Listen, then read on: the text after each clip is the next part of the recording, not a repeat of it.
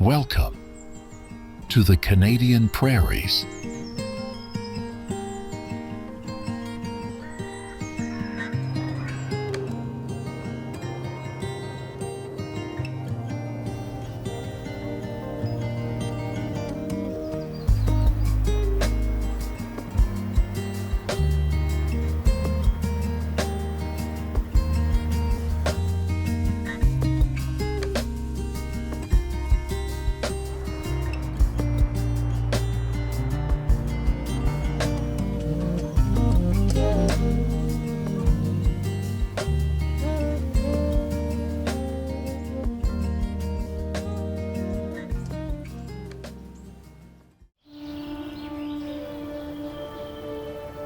Did you know this region grows more wheat than almost anywhere else in Canada?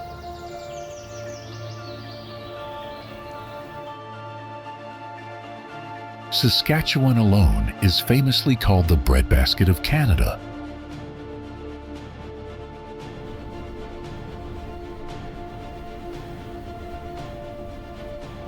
Imagine endless golden fields stretching as far as the eye can see, waving gently under the wind, like a sea of grain shimmering in sunlight.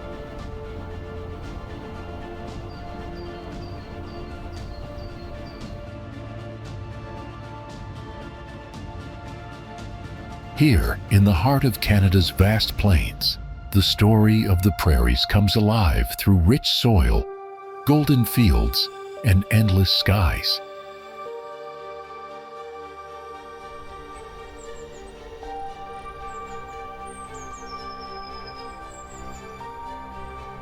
The prairie provinces is where the land seems to go on forever, and the sunsets paint the horizon in breathtaking colors.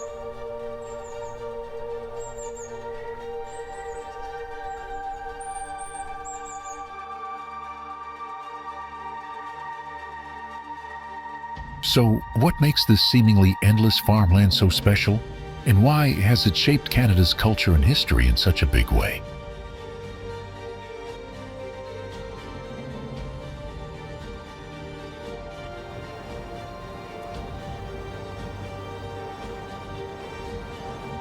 Stay with me as we explore the beauty, stories, and hidden wonders of the prairie provinces.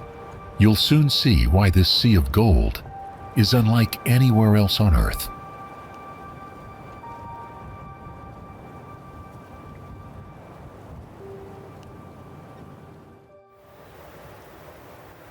Over 100,000 years ago, glaciers carved the land that the Athabasca River now flows through, creating surreal landscapes.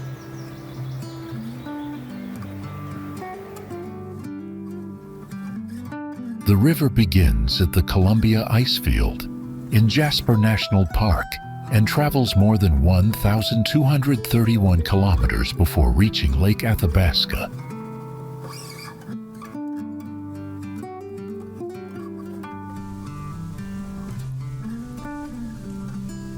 Its name comes from a Cree word that means where there are plants one after another, reflecting the patchy vegetation along its banks.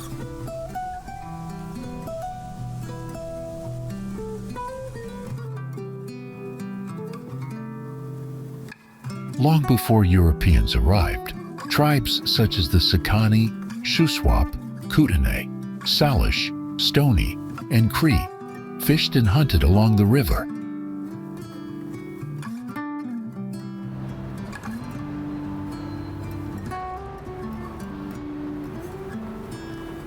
In 1778, it became part of a major fur trade route connecting the Mackenzie River to the Great Lakes.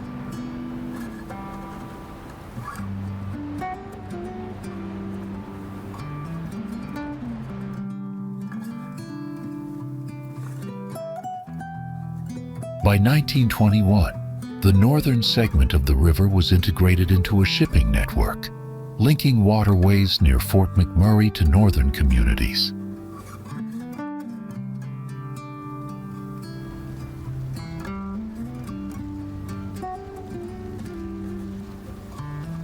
Over time, energy infrastructure and oil sands development impacted the river, including a major pipeline spill in 1970 and a coal mine slurry spill in 2013.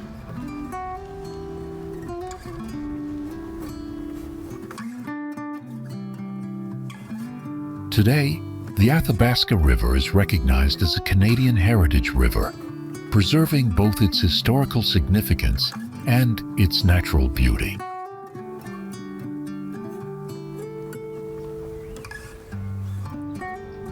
Now, before we move on, here's a fun question. Which province is not part of the Prairie provinces?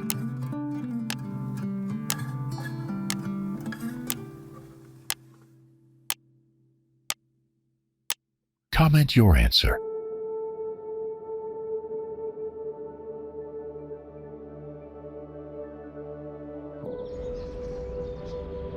Did you know Abraham Lake isn't entirely natural?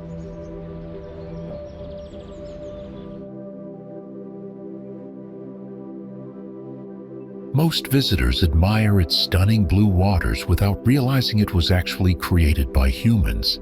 Yet, it now hides one of the Rockies' most mesmerizing winter secrets.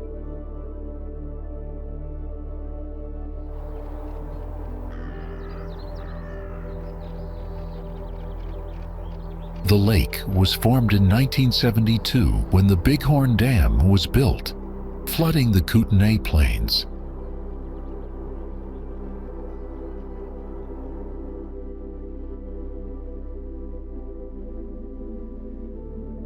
This powerful river now lies still under the lake's brilliant blue surface, reflecting the surrounding mountains.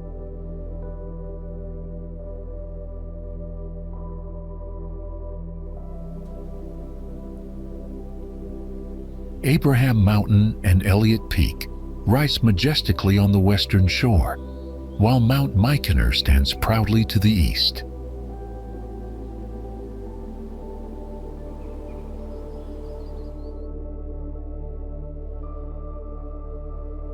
Mount Ernest Ross guards the southern tip, completing the circle of rugged peaks that make this lake feel like a hidden gem in the Rockies.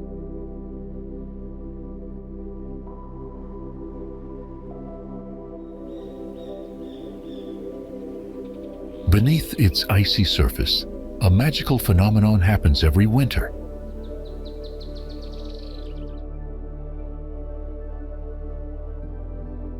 Methane gas rises from decaying plants at the lake's bottom, freezing into stunning bubbles trapped under the ice.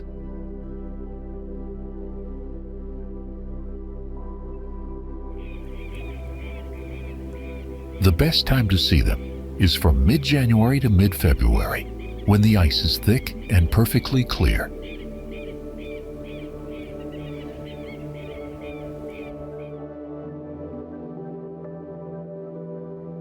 Walking along the frozen lake, you can almost feel time slowing down, as if the mountains and ice are sharing their secrets.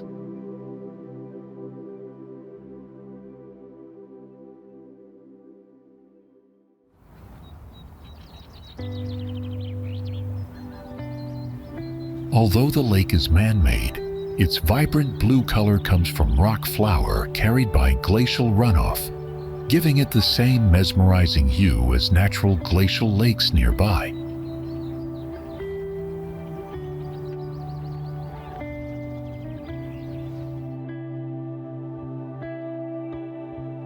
Visitors often pause, not just to take pictures but to soak in the quiet beauty and the sense of wonder that fills the crisp mountain air.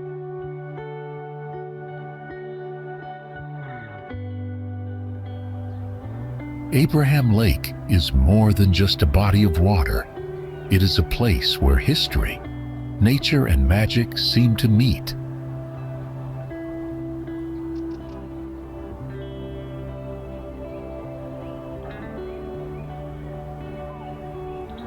If you are watching this, please click the subscribe button in the corner of the screen. It's completely free, but means a lot to us.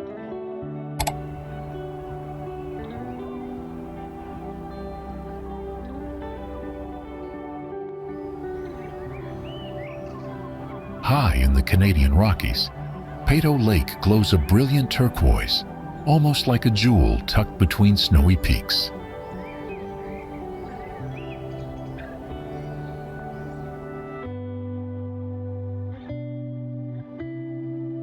The lake sits at 1,860 meters in a valley of the Wapatink Range, surrounded by Cauldron Peak, Peyto Peak, and Mount Jimmy Simpson.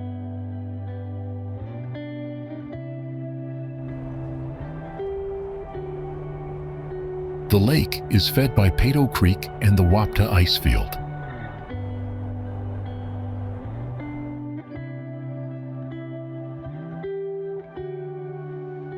Its striking color comes from glacial rock flour, tiny particles carried by meltwater from the nearby Peyto Glacier.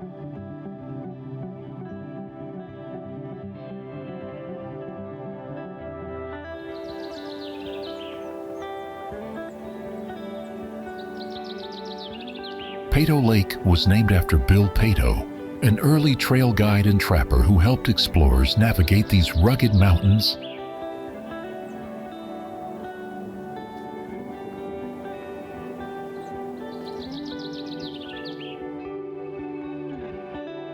During summer, this glacial dust flows into the lake, scattering sunlight and giving it the bright turquoise hue that photographers love.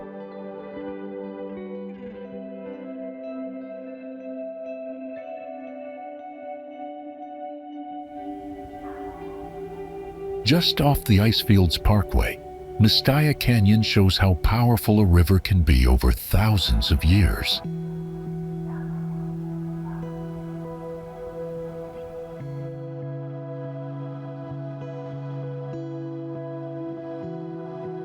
The Mistaya River has carved deep into the limestone, leaving curving walls that look almost sculpted by hand.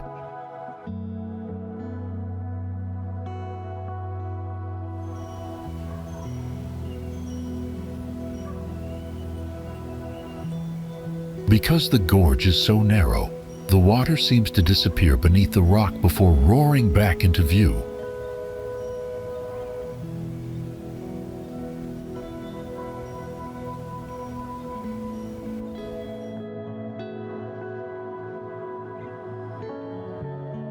The trail is steep in places and can be icy in spring, but in summer, it becomes one of the simplest hikes in the Rockies.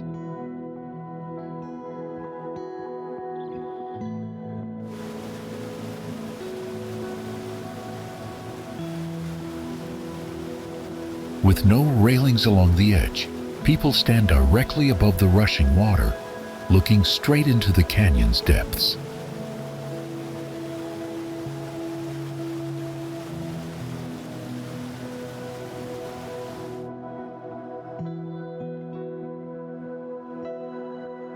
Geologists explain that the limestone of Mistaya Canyon once formed on the floor of an ancient sea, long before the Rockies rose.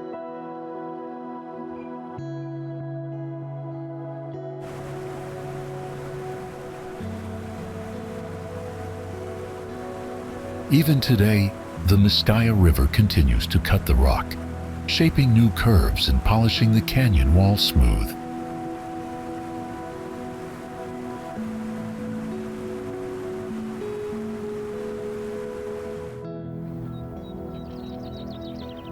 Banff National Park, established in 1885 as Rocky Mountains Park, is Canada's first national park.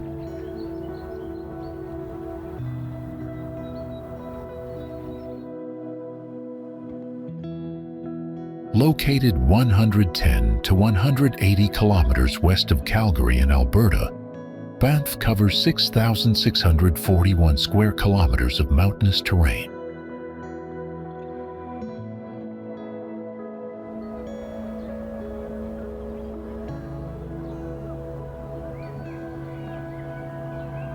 The park features glaciers, ice fields, dense coniferous forests, and alpine landscapes.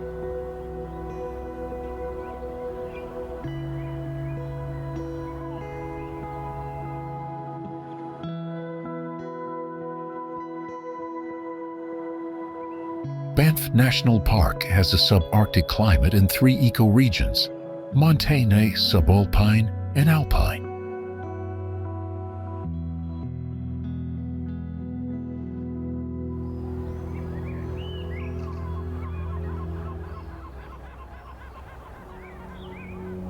Lower elevations are dominated by lodgepole pine, while Engelmann spruce grows in higher subalpine regions.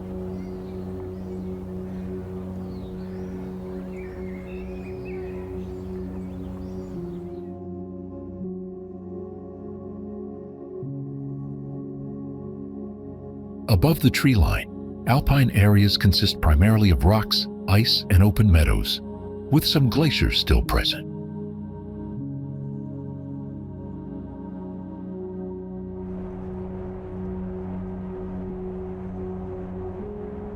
Banff National Park is home to over 56 mammal species, including grizzly bears, cougars, elk, bighorn sheep, and moose.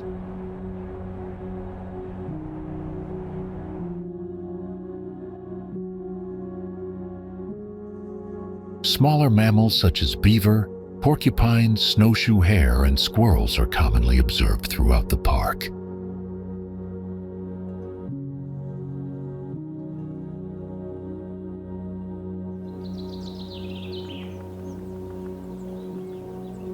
The park's mountains were formed from sedimentary rocks pushed east over newer strata 80 to 55 million years ago, later shaped by glaciers and erosion.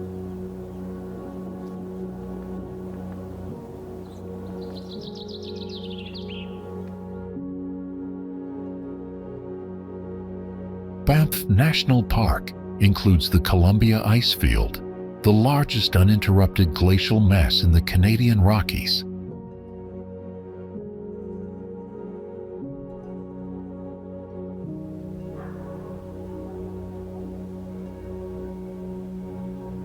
Tourism in Banff exceeds 3 million visitors annually, contributing around 6 billion Canadian dollars to the local economy.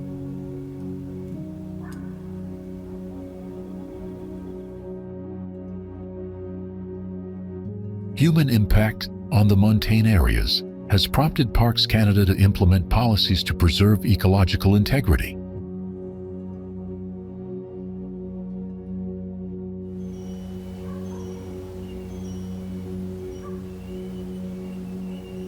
Banff National Park combines natural beauty, diverse wildlife, and cultural history, making it one of North America's most iconic destinations.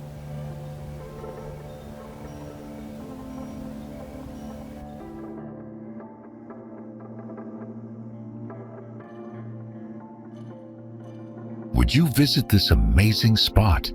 Comment 1 if you have, 2 if it's on your bucket list.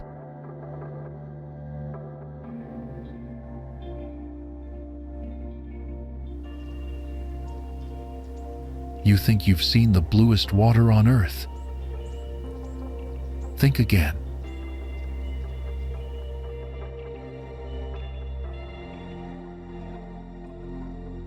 Nestled in Canada's Rockies, Moraine Lake reflects a shade of blue, so pure it makes every postcard look dull in comparison.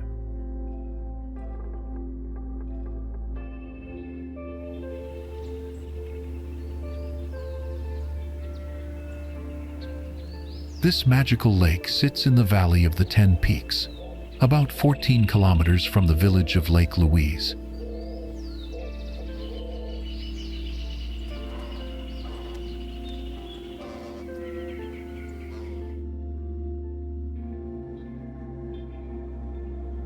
At nearly 1,884 meters above sea level, the air is crisp, and the scenery is nothing short of breathtaking.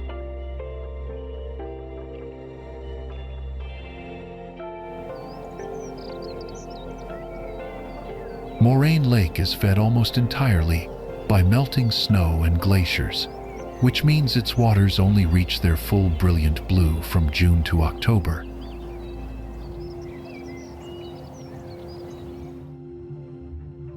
The secret behind this dazzling color? tiny particles of rock, called rock flour, carried into the lake by glacial melt. When sunlight hits these particles, it creates a blue so vivid, it almost looks unreal.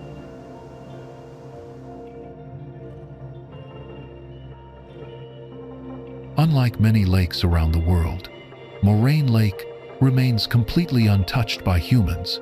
There are no dams or artificial changes to its natural beauty.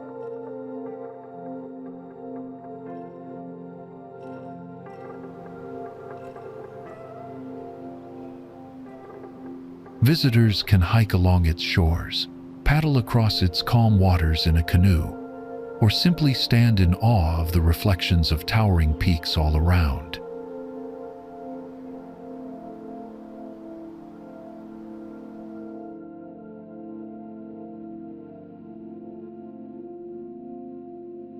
The lake is a symbol of pure wilderness, and its serene beauty has captured the hearts of millions.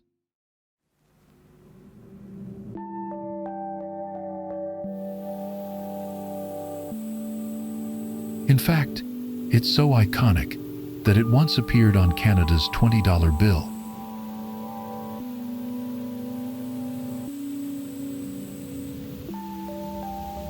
Even though the water looks inviting, it's not safe to drink without treatment because the glacial silt and natural bacteria are still present.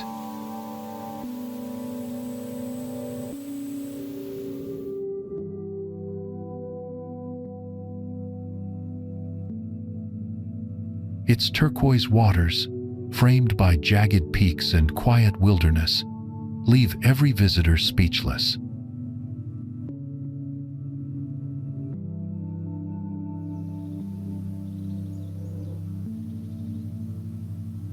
Once here, time slows down, worries fade away, and the sheer beauty of nature becomes unforgettable.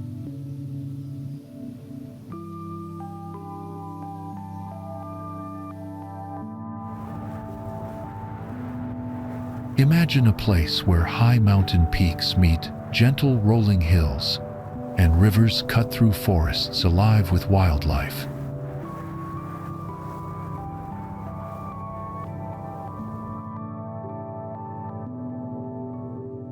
Kananaskis country isn't just a park. It is a living classroom of history, culture, and nature waiting to be explored.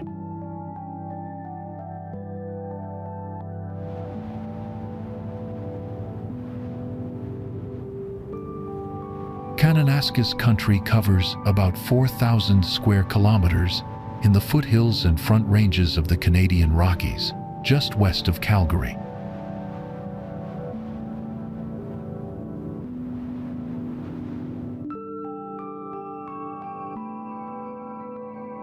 The Kananaskis River, which gives the region its name, was named in 1858 by explorer John Palliser after a legendary Cree figure.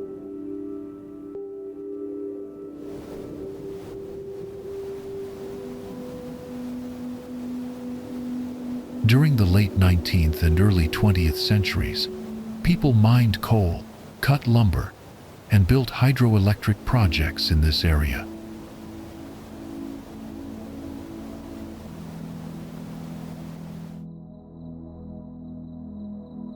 In 1930, the Alberta government took control of the land and resources, allowing the province to manage forests, rivers, and mineral wealth.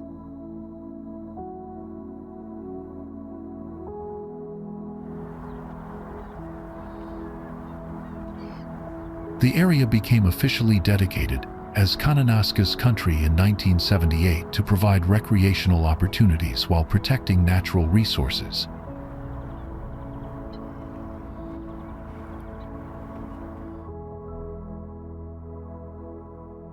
Visitors can explore 5 provincial parks, 4 wildland parks, and several ecological reserves.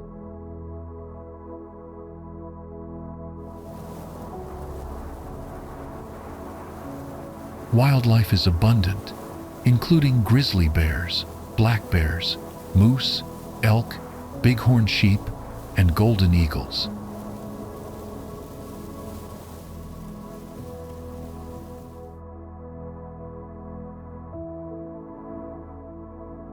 Trees like Engelmann spruce, subalpine fir, lodgepole pine, and whitebark pine dominate the forests.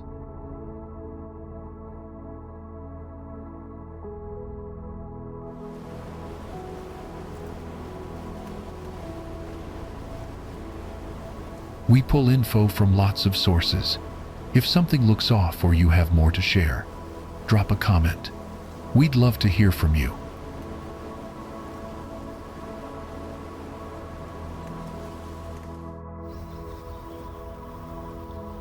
Just west of Banff, in the heart of the Canadian Rockies, lie the beautiful Vermilion Lakes.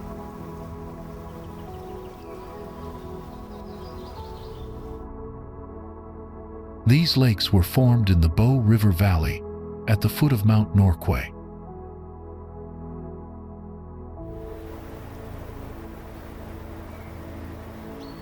There are 3 main lakes, all lined between the Trans-Canada Highway and the Canadian Pacific Railway tracks.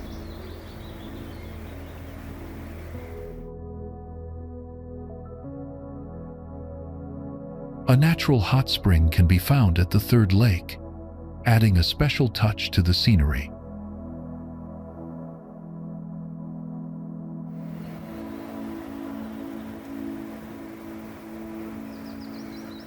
Archaeological evidence shows humans have been visiting these lakes for over 10,800 years.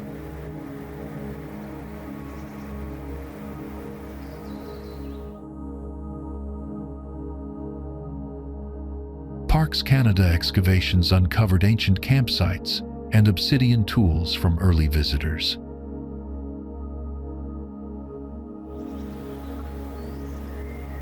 The lakes are perfect for canoeing, kayaking, and stand-up paddleboarding.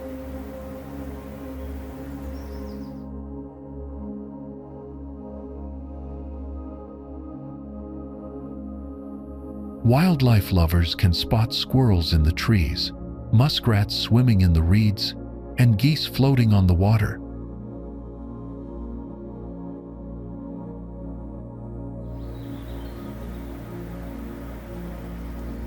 Whether you're here for adventure or photography, the Vermilion Lakes are a must-see destination near Banff.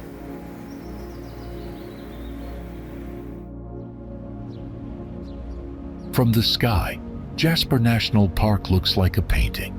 Rivers weaving through mountains, ice fields glistening under the sun.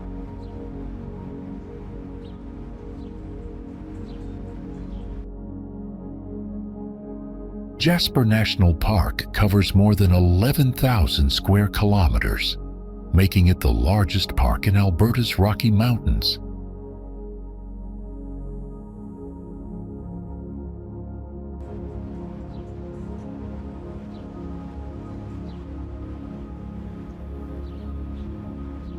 It was first established as Jasper Forest Park in 1907 and became a national park in 1930.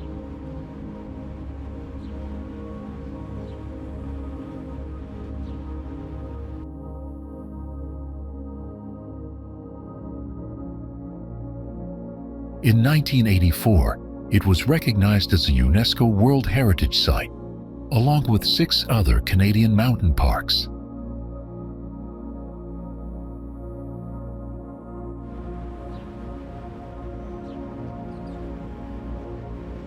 The park contains glaciers, springs, lakes, waterfalls, and mountains, including the famous Columbia Icefield.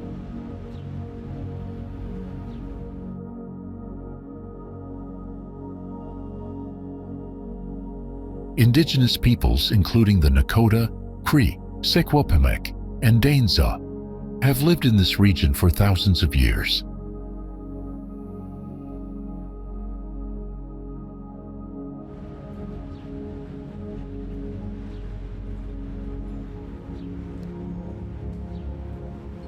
Archaeologists have discovered stone tools at the head of Jasper Lake, dating back to 8,000 to 7,000 BCE.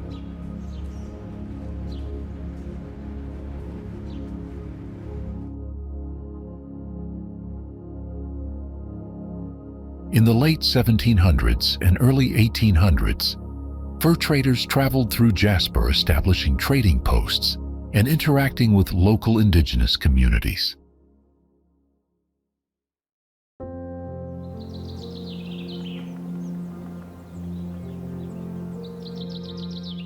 The park is named after Jasper Hawes, a Maryland-born fur trader who managed a post here in 1817.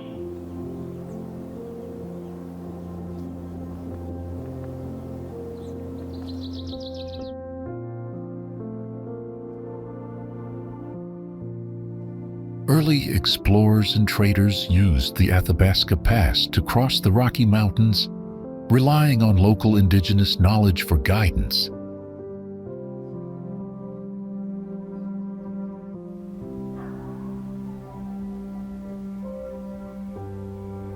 Artist Paul Kane sketched Jasper House in nearby valleys in 1846, capturing landmarks like Roche Miette and Pyramid Mountain.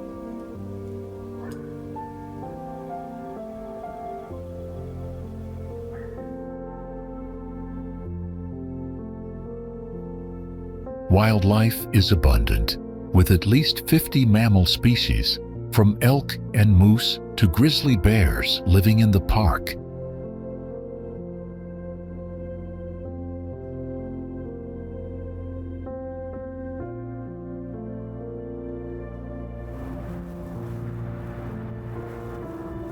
There is a hidden world in Alberta, Canada, a place where dinosaur fossils lie scattered across a valley like treasure waiting to be found.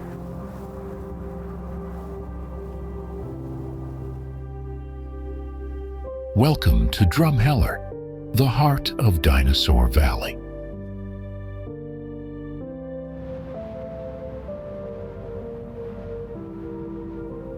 Scientists have discovered 58 species of dinosaurs here, and over 500 specimens have been collected and displayed in museums worldwide.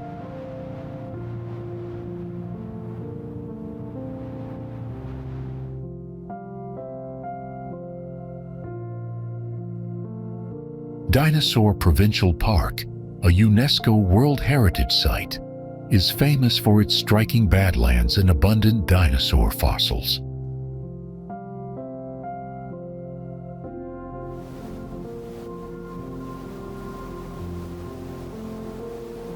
The park was established in 1955 to protect these fossils, and its first warden, Roy Fowler, was a farmer who loved finding ancient bones.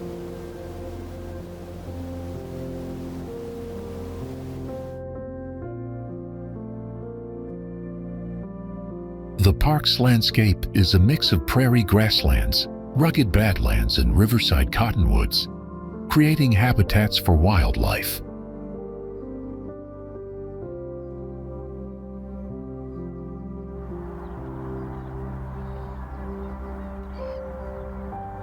The sedimentary rocks under your feet were laid down over 1.5 million years during the late Cretaceous, preserving fossils from floodplains, coastal plains, and the western interior seaway.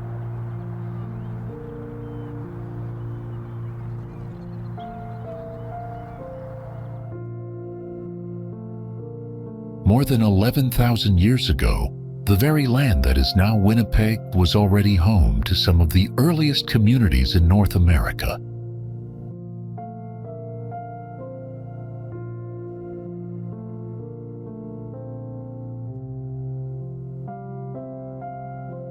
At the meeting point of the Red and Assiniboine rivers, people gathered to fish, trade, and travel across the waterways.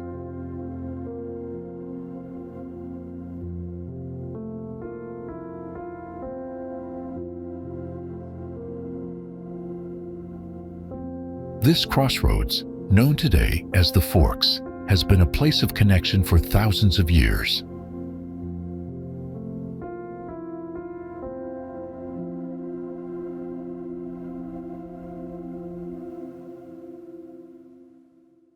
The Cree, Ojibwe, Dean, Dakota, and other indigenous nations lived and traveled here long before Europeans arrived.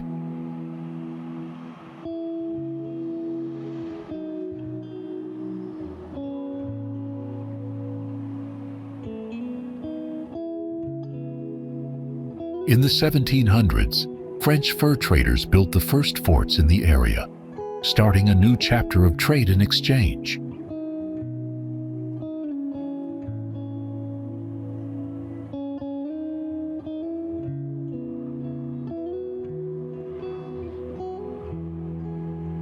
The children of French traders and indigenous women became the Métis, a nation with a unique culture that still shapes Winnipeg today.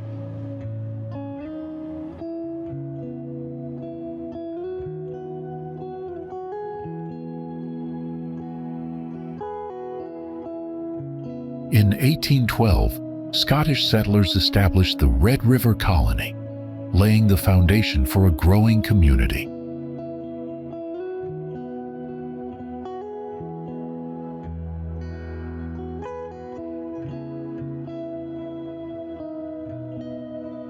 By 1873, that settlement had become the city of Winnipeg, officially incorporated by the Manitoba legislature.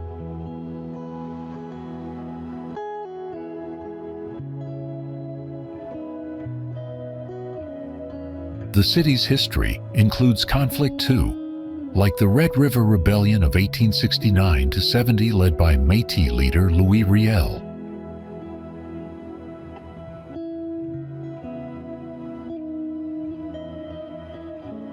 In 1919, over 30,000 workers joined the Winnipeg General Strike, one of the most important labor movements in Canadian history.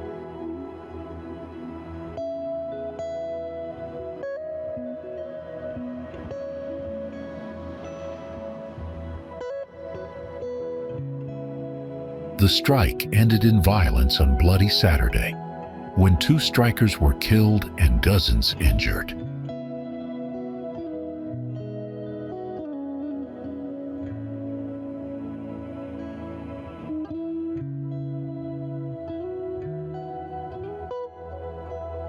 Despite challenges, Winnipeg grew into a transportation hub, earning its title as the gateway to the West.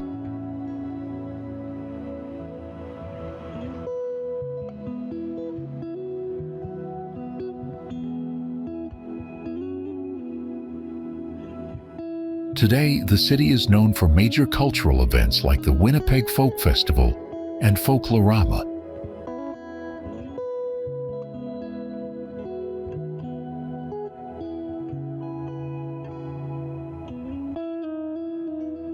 Through it all, Winnipeg remains a meeting place where history, culture, and community continue to come together.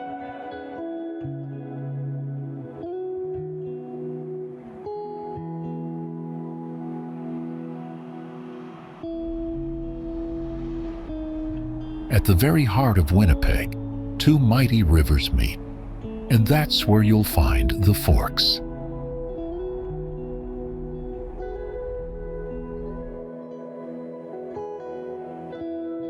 For over 6,000 years, people have gathered here, making it one of the oldest meeting places in all of Canada.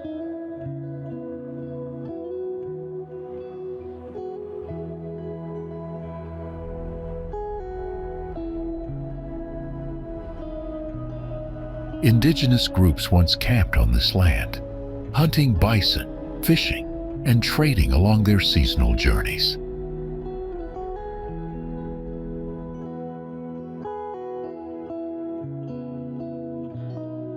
Later, European explorers arrived by canoe, building forts and trading posts that turned the Forks into a center of the fur trade.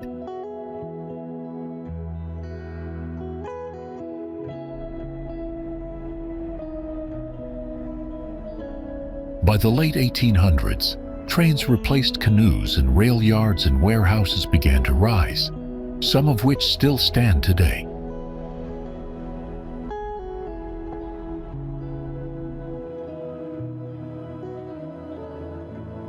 Immigrants from around the world passed through here, starting new lives across the Canadian prairies.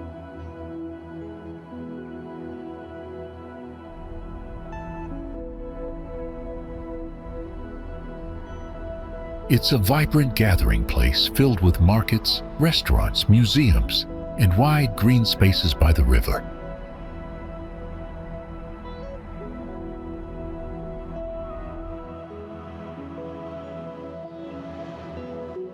From festivals to family picnics, from skating in winter to music in summer, the Forks is alive all year round.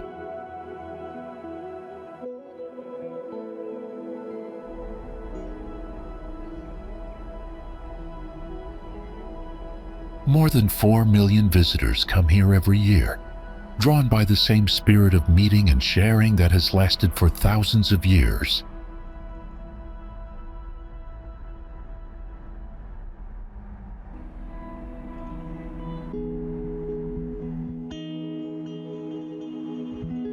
The Red River flows north, cutting across the United States and Canada, and finally pouring into Lake Winnipeg.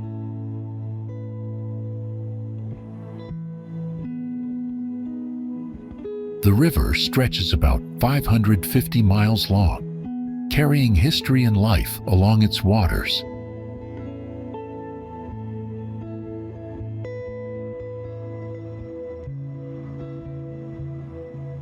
For centuries, it was a natural highway for fur traders, explorers, and the Métis people.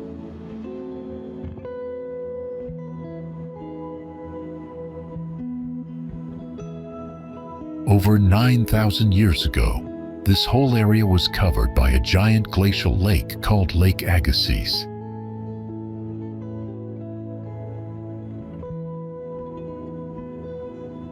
That ancient lake left behind flat, fertile land, which became today's Red River Valley.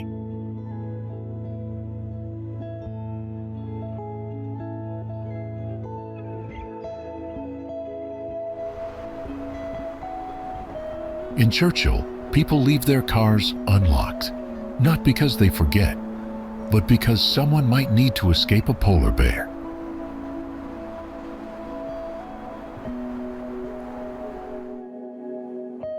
Sounds unbelievable?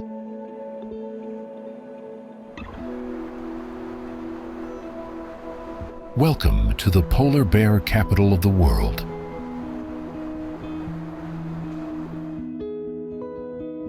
This subarctic town lies on the western shore of Hudson Bay, about 140 kilometers from the Manitoba-Nunavut border.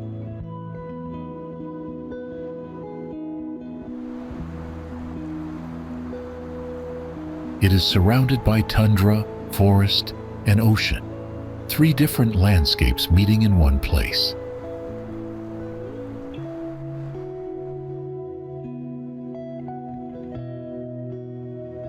Every autumn, around 1,000 polar bears gather near the shore, waiting for Hudson Bay to freeze so they can hunt seals.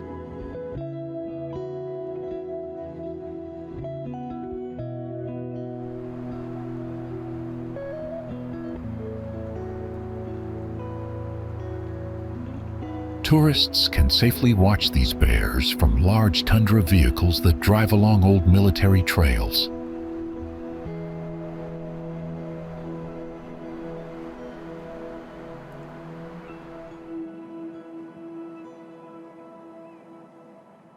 Some bears even wander into town, which is why locals keep their car doors open for safety.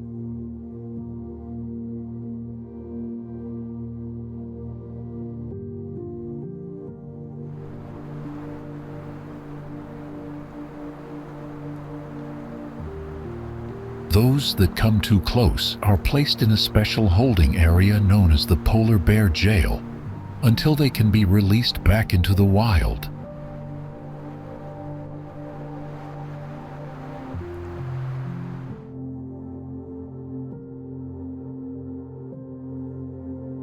In summer, the scene changes as thousands of beluga whales swim into the Churchill River to give birth in warmer waters.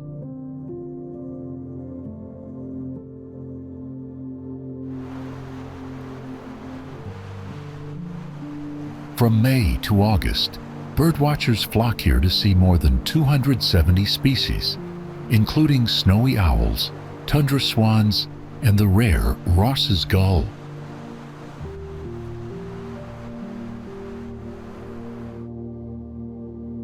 Churchill may be remote, but its wildlife makes it one of the most remarkable places in Canada.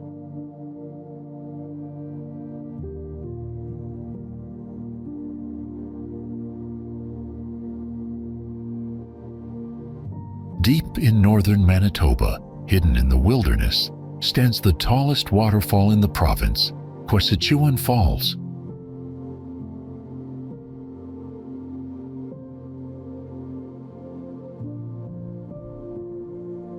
At 46 feet high, it may not be the biggest in the world, but here it feels wild, powerful, and untouched.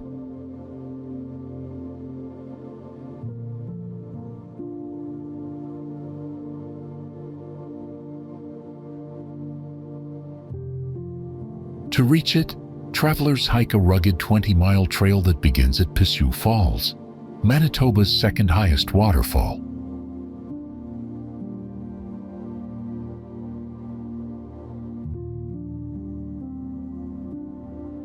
The journey is long, but every step brings you closer to a place few people ever see.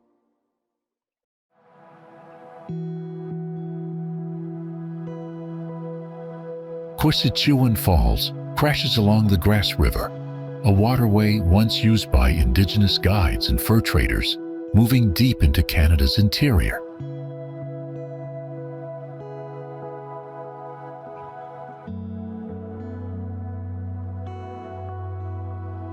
Its name comes from a Cree word meaning glistening water, inspired by the way sunlight dances on the falls.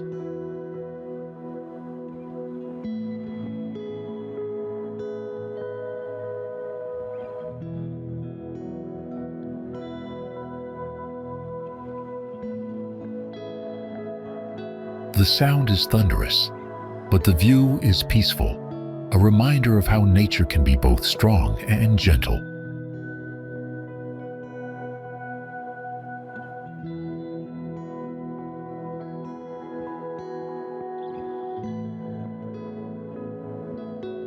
Geologists say these rocks go back billions of years, shaped by ancient forces of the earth itself.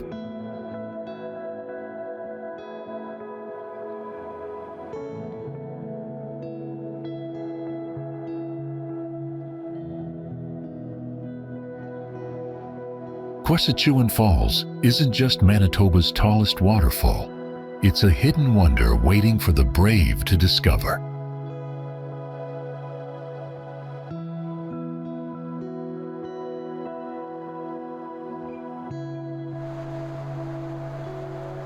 Moose Jaw is the fourth largest city in Saskatchewan, located on the Moose Jaw River about 48 miles west of Regina.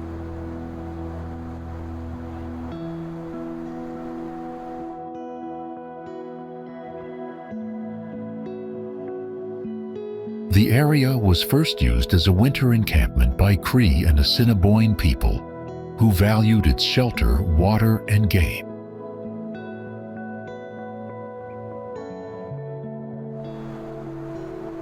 Métis buffalo hunters and fur traders later established the first settlement at what is now Kingsway Park.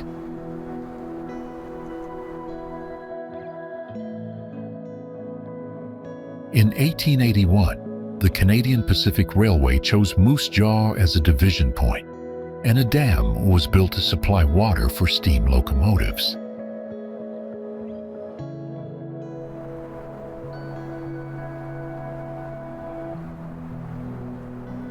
The city grew rapidly with both Canadian Pacific and Canadian National Railway stations serving the region.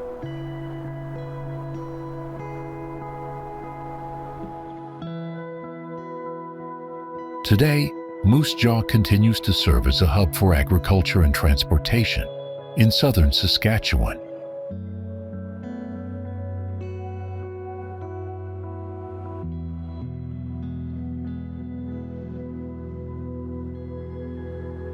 Saskatoon is the largest city in Saskatchewan, founded in 1882 as a temperance colony along the South Saskatchewan River.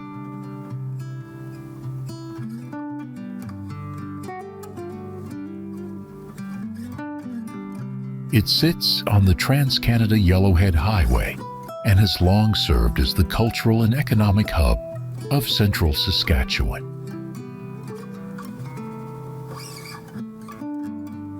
The city is named after the Saskatoon berry, from the Cree word Missisquatumina. The city is famous for its 9 river crossings, earning nicknames like the City of Bridges and Paris of the Prairies.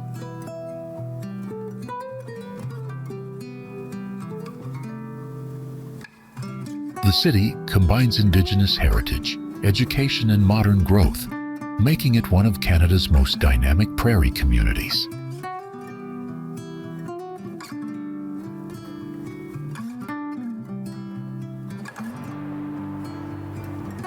Over 1,900 kilometers long, the Saskatchewan River begins as melting ice in the Rocky Mountains and ends in the vast waters of Hudson Bay.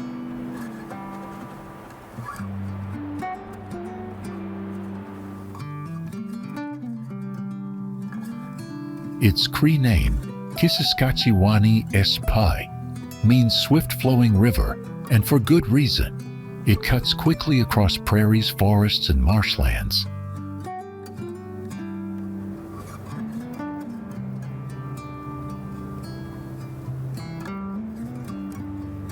The river's journey connects Alberta, Saskatchewan, and Manitoba before reaching Lake Winnipeg.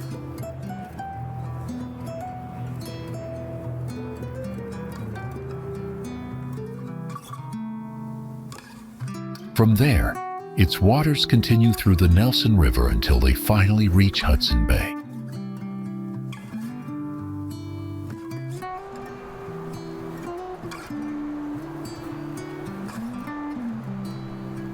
For thousands of years, Indigenous communities lived along its banks, fishing, hunting, and traveling with the current.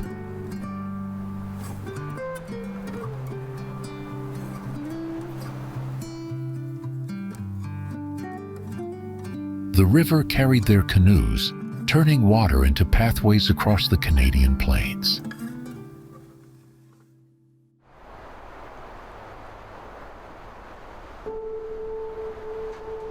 In the 1700s, fur traders followed the same route, building forts and posts that later grew into early towns.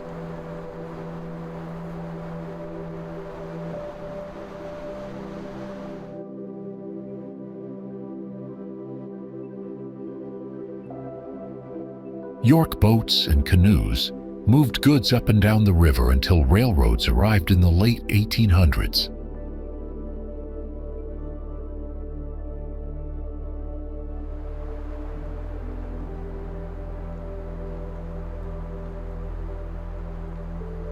Even today, the river powers life through hydroelectric dams like Nipawin and E.B. Campbell in Saskatchewan.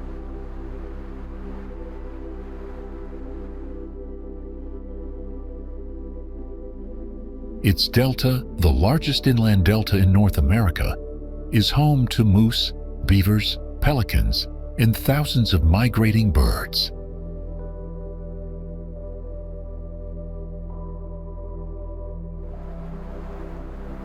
Glaciers still feed the river each spring, sending fresh meltwater surging eastward.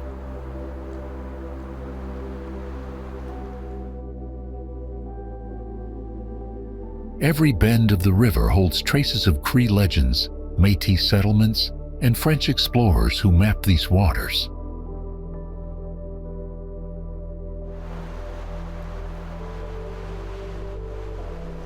The Saskatchewan River is not only a landmark on the map, it has been a highway of survival, culture, and connection for centuries.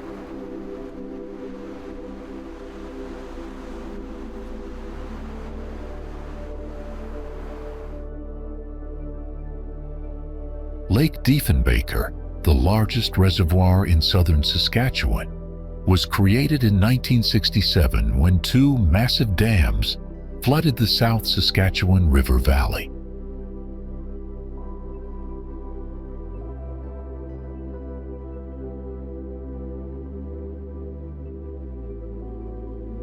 It now stretches 140 miles long, with more than 500 miles of shoreline and waters plunging over 200 feet deep.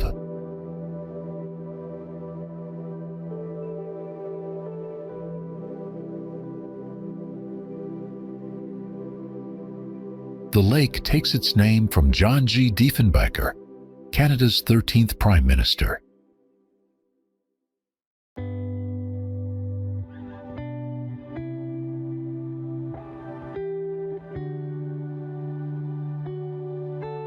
It provides drinking water, irrigation, and industry support through the South Saskatchewan River project.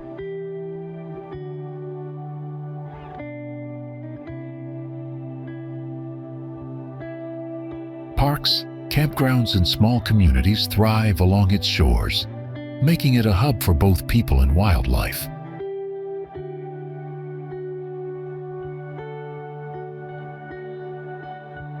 Lake Diefenbaker is home to 26 species of fish, from walleye and northern pike to lake trout and sturgeon.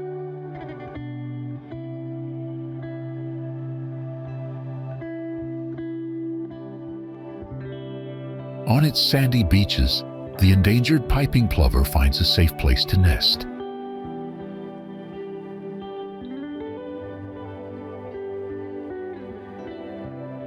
But erosion is reshaping the lake constantly. Some banks crumble back nearly 10 feet each year.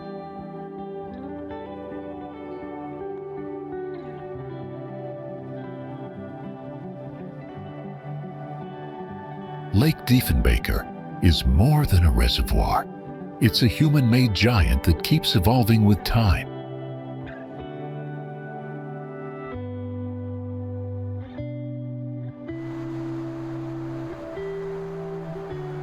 In 1913, Edmonton built a steel bridge across the North Saskatchewan River, named after a local settler, John Walter.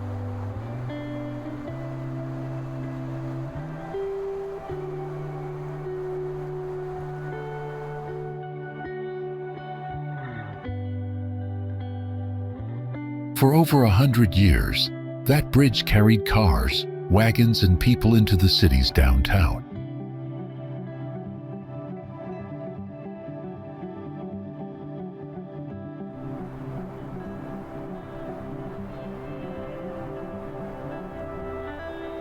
By 2017, time had caught up with it, and the old Walterdale Bridge was carefully taken apart.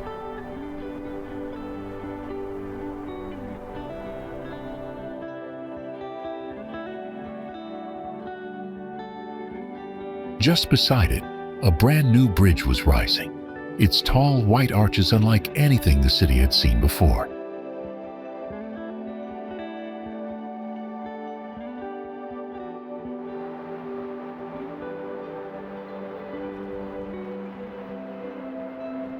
Standing 184 feet high, the arches use thrust blocks on the riverbanks, so the span touches no water below.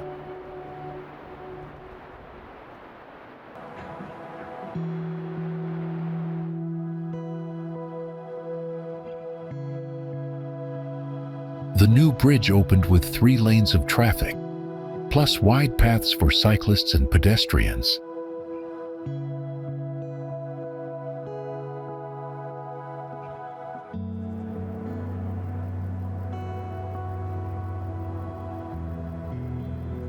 Its construction was years in the making, with delays, redesigns, and even millions in penalties for late completion.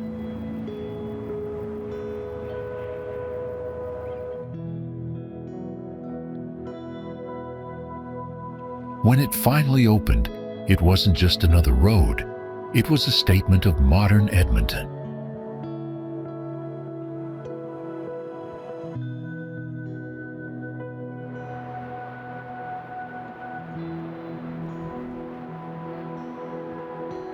Where once John Walter's ferry carried settlers across the water, today this bridge carries a whole city forward.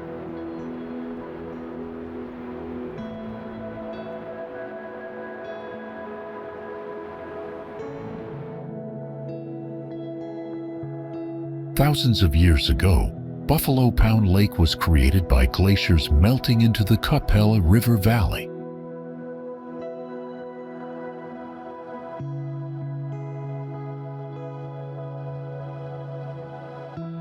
The steep hills around Buffalo Pound Lake once served First Nations hunters, who used the natural slopes as corrals to capture bison.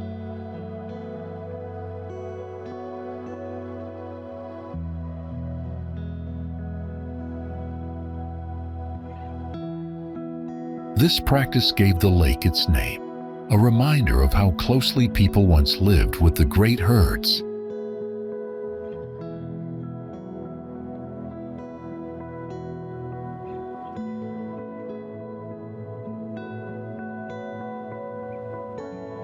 The lake also became essential for modern life, supplying drinking water to Regina, Moose Jaw, and nearby industries.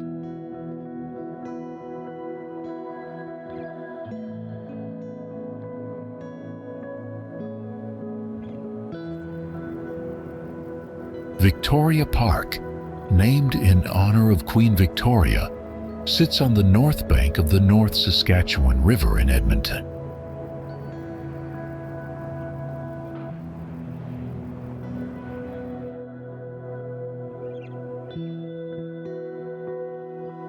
The park officially opened on May 25, 1914, becoming a central recreational area for the city's residents.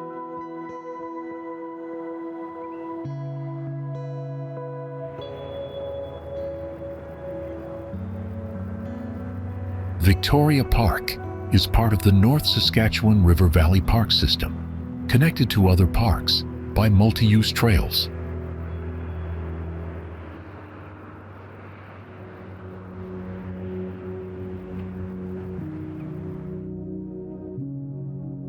Visitors can walk, run, or cycle along the paved pathways that stretch throughout Victoria Park and link to the larger valley system.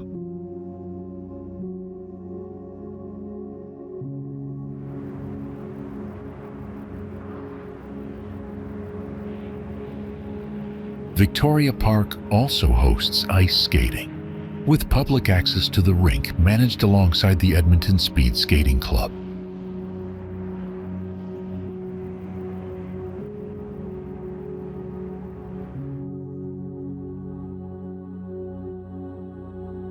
Picnicking is popular in Victoria Park, with roofed sites and tables scattered across the green spaces for families and groups.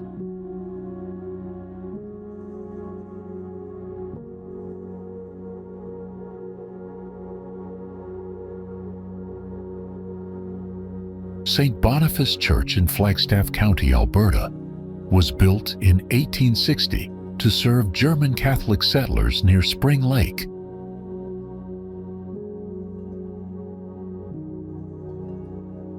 The church officially began offering religious services to the local community in 1882.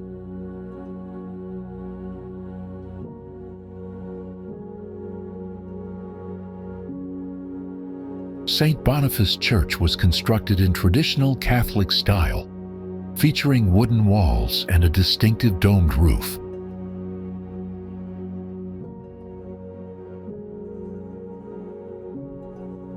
It quickly became the spiritual and social center for German Catholics in the area.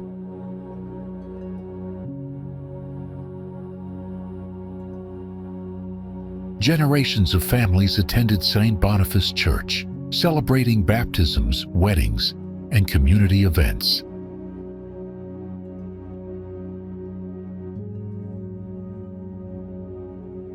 The building is recognized as a key part of Flagstaff County's cultural heritage and appears in the county's heritage inventory.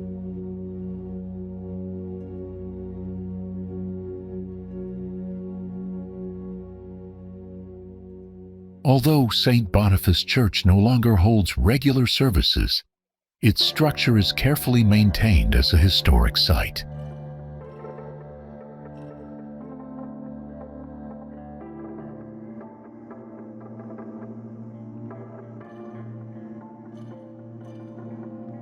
Preservation projects ensure that the church remains an example of 19th century architecture in rural Alberta.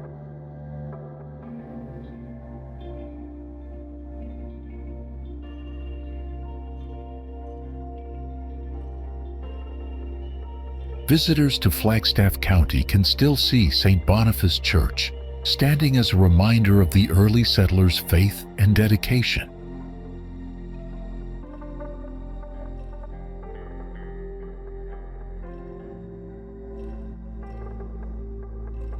The church represents both the cultural identity and historical continuity of the German Catholic community.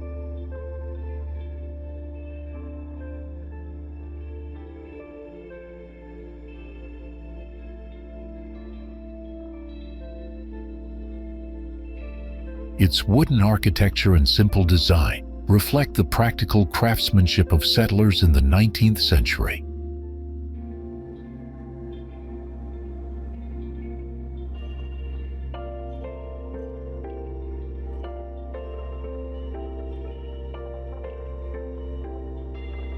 St. Boniface Church remains a quiet symbol of the endurance and traditions that shaped the region.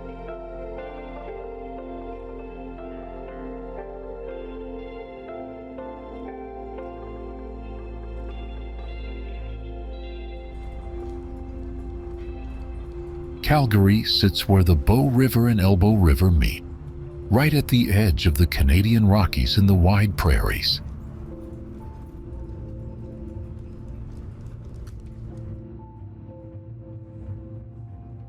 The city was named after Calgary Castle in Scotland, suggested by Colonel James MacLeod in 1876.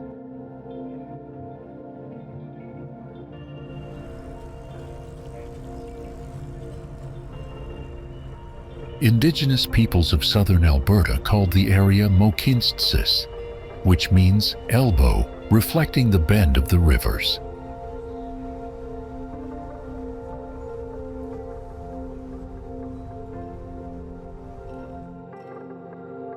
Archaeological evidence shows people have lived here for over 11,000 years.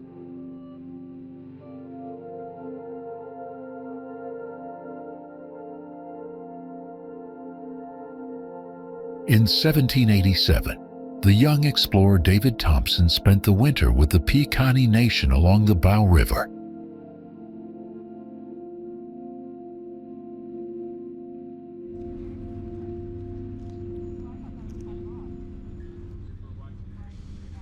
Fort Calgary was built in 1875 by the Northwest Mounted Police to protect the fur trade and keep peace in the region.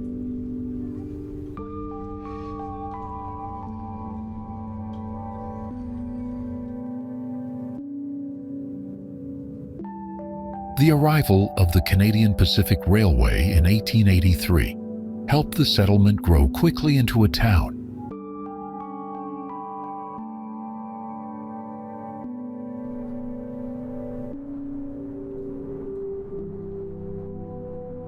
A massive fire in 1886 destroyed much of downtown, leading to the construction of many sandstone buildings.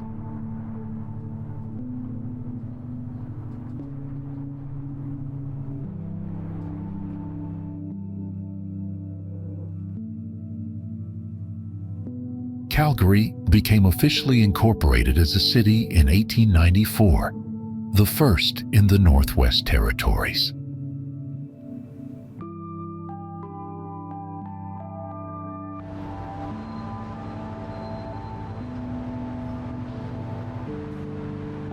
The Calgary Stampede started in 1912 and quickly became an annual celebration of cowboy culture and rodeo sports.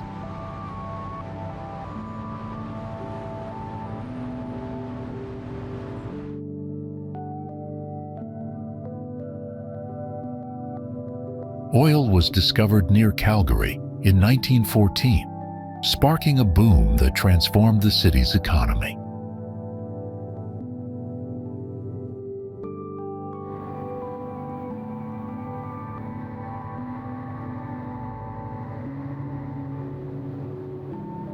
By the 1980s, Calgary's population and skyline expanded rapidly, with new office towers and cultural centers.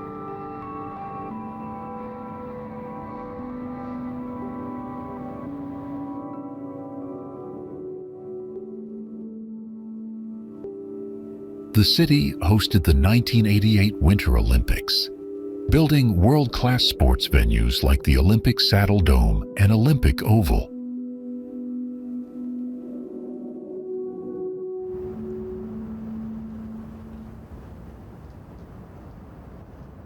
Today, Calgary is a mix of modern urban life, historic buildings, and easy access to mountain adventures in Banff and Lake Louise.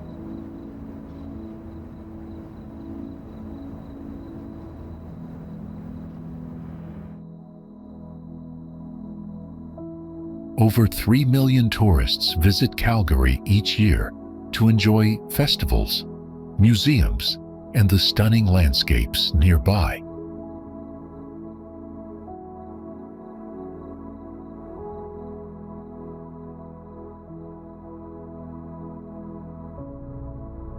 The Bow River begins high in the Canadian Rockies at the Bow Glacier and Bow Lake in Banff National Park.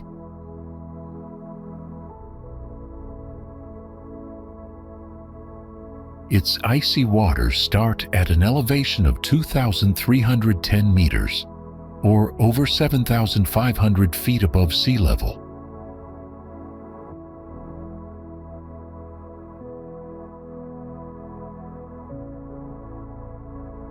From the mountains, the river winds through the Alberta foothills and then onto the Prairies.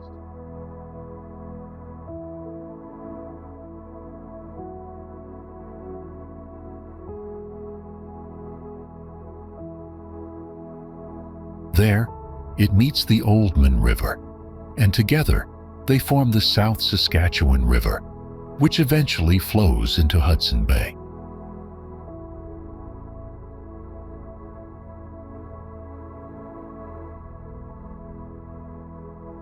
It is an essential source of drinking water and irrigation for communities along its path.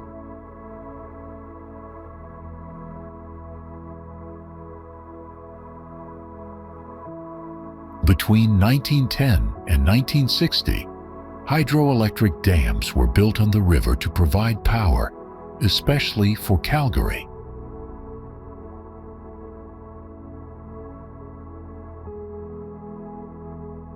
The river supports an average of 2,500 fish per mile, making it legendary among fly fishing enthusiasts.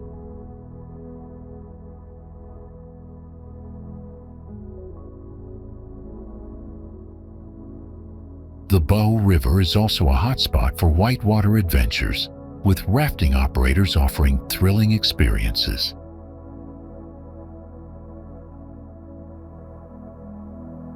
As you follow the river, you can see mountains, forests, and wildlife all along the shore.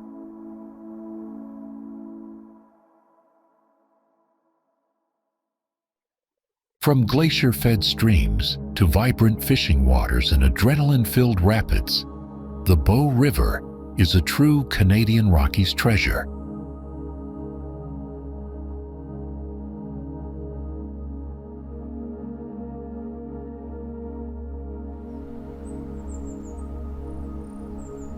Crowsnest Pass is a low mountain pass that cuts across the continental divide of the Canadian Rockies.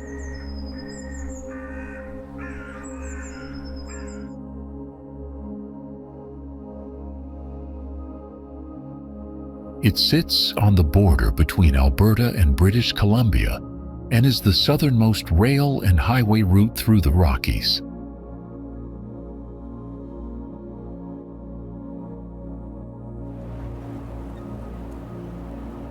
At 1,130 meters, it's one of the lowest passes in the Canadian Rockies south of the Yellowhead Pass.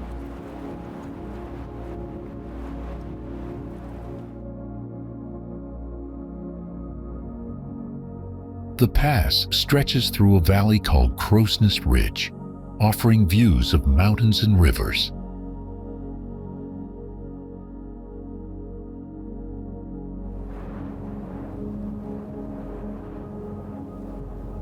On the Alberta side, the Crowsnest River flows east toward the Oldman River, eventually reaching Hudson Bay.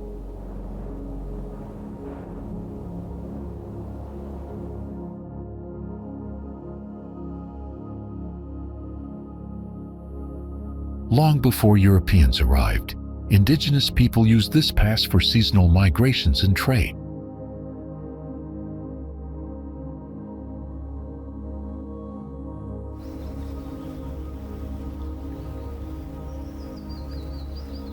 In 1910, the first motor vehicle crossed the Rockies near the pass, and a proper highway opened in 1917.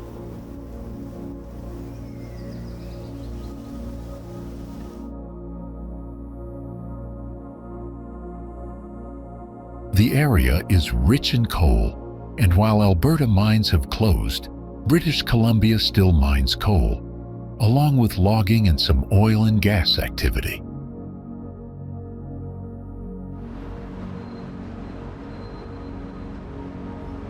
Whether you love history, mountains, or outdoor sports, Crowsnest Pass offers a unique glimpse into Canada's Rocky Mountain frontier.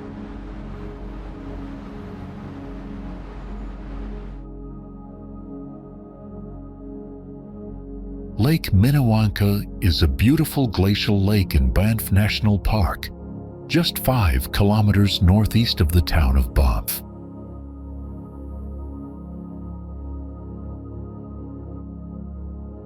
Its name means water of the spirits in the Nakota language.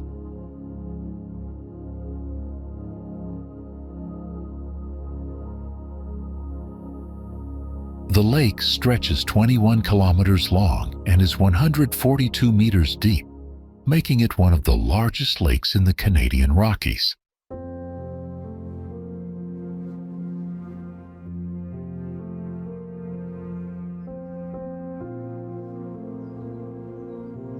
The Cascade River flows into the lake, and several streams from nearby mountains feed it as well.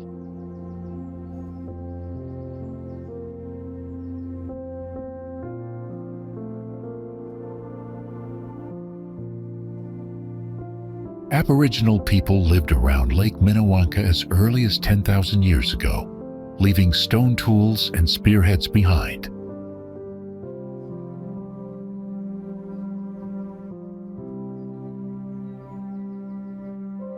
Wildlife is abundant here, including elk, mule deer, bighorn sheep, and bears. Visitors can drive along Lake Minnewanka Road to reach the lake's western end.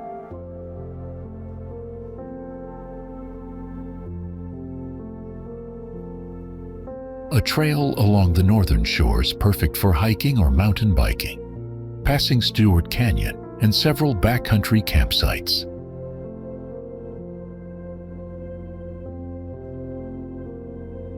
Mount Aylmer, the tallest peak nearby at 3,162 meters, towers north of the lake.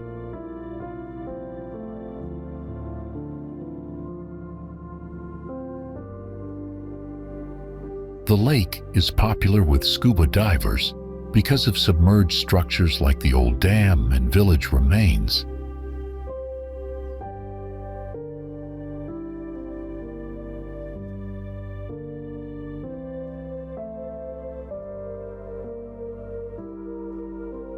With its mix of history, adventure, and stunning mountain views, Lake Minnewanka is a must-see destination in Banff National Park.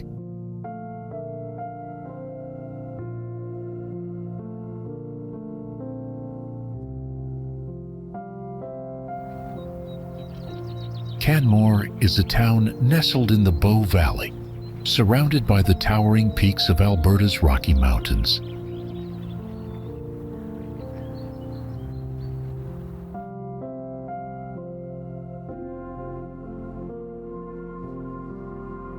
The Bow River runs through the town, offering scenic views and opportunities for fishing and kayaking.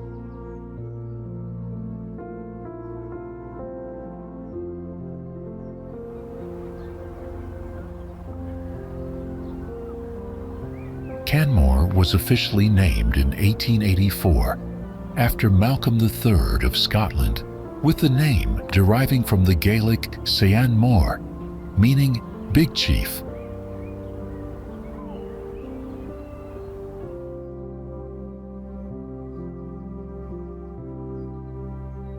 Coal mining defined the town's early economy, with the first mine opening in 1887.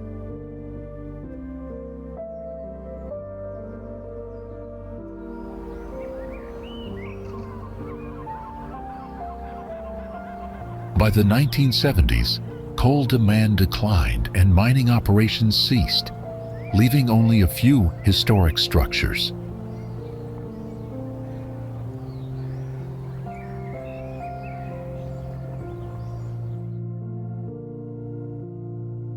Canmore gained international attention when it hosted the Nordic events of the 1988 Winter Olympics.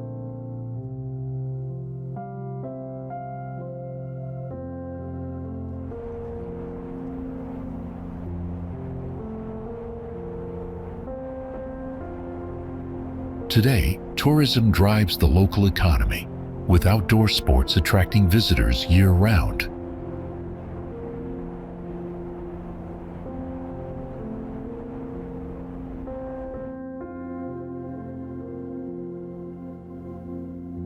Hiking, mountain biking, and climbing are popular in the surrounding mountains and canyons.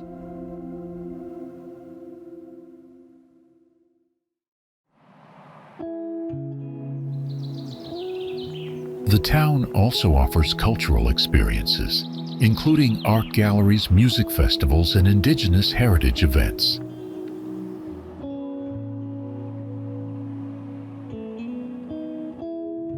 Winter transforms the area into a playground for skiing, snowshoeing, and ice climbing.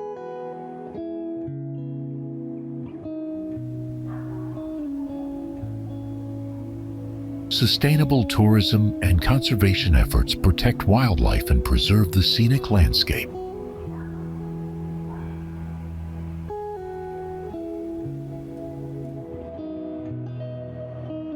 Crescent Falls consists of two waterfalls on the Bighorn River in west-central Alberta. The falls were originally called the Bighorn Falls, named after the river itself. Their current name refers to the crescent-shaped cliff over which the water plunges.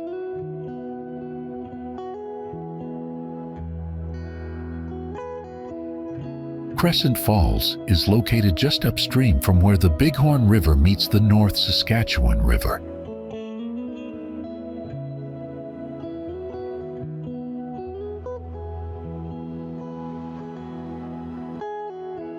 The waterfall has two tiers, with a total height of 27 meters. Visitors can access the falls year-round, though conditions can be dangerous.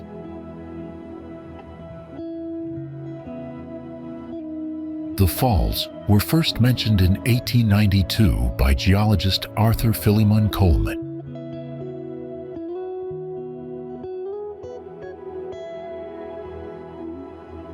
Coleman praised the area's scenery as far superior to other foothill landscapes he had seen.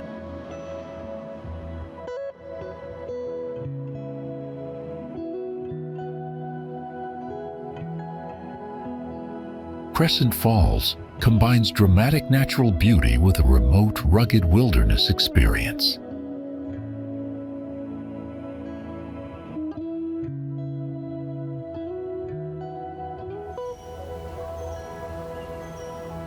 Devon is a small town perched above the North Saskatchewan River, just southwest of Edmonton.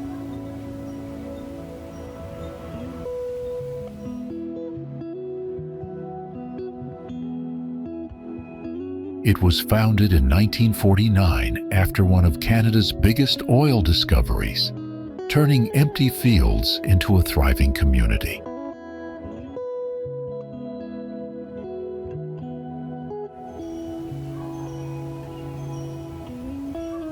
Today, Devon is known less for oil and more for its beautiful river valley and outdoor lifestyle.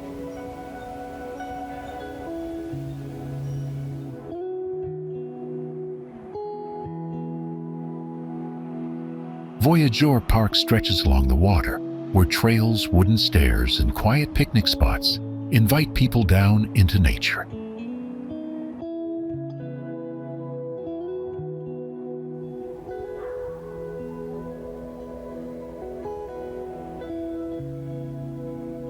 In autumn, the valley bursts into red, orange, and gold, with every trail looking like a painting.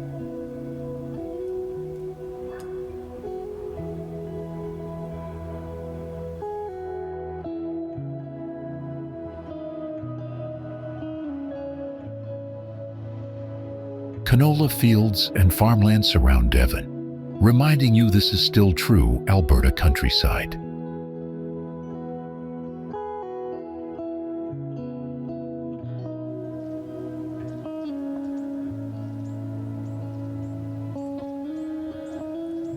The bridge across the river connects the town to its neighbors, yet Devon keeps a cozy small-town feel.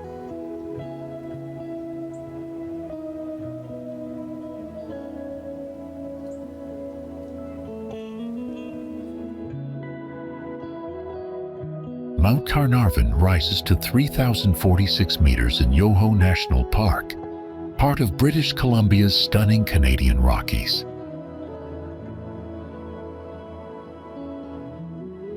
It belongs to the President Range, a rugged corner of the Waputink Mountains.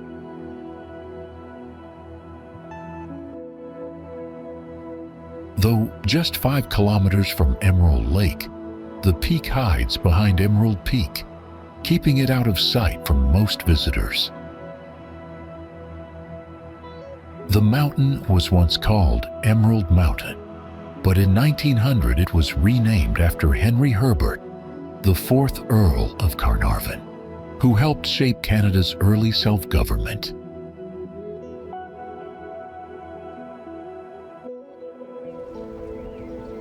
Edmonton is the capital city of Alberta and sits on the North Saskatchewan River. The city is part of the Edmonton Metropolitan Region and lies within Treaty 6 territory.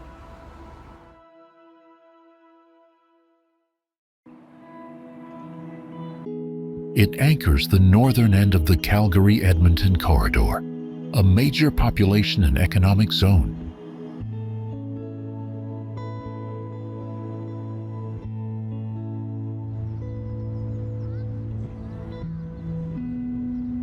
Before European settlement, the Edmonton area was home to First Nations and Métis peoples.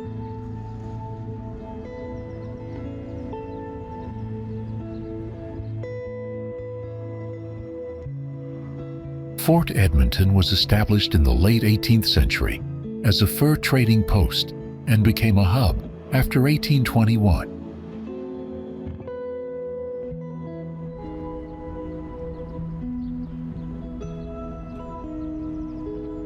The Canadian Pacific Railway reached Edmonton in 1891, boosting growth and settlement.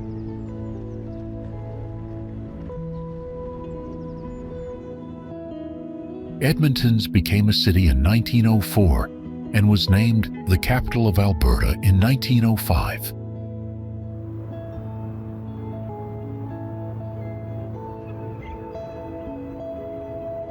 Through annexations, Edmonton expanded by absorbing nearby municipalities such as Strathcona and Jasper Place.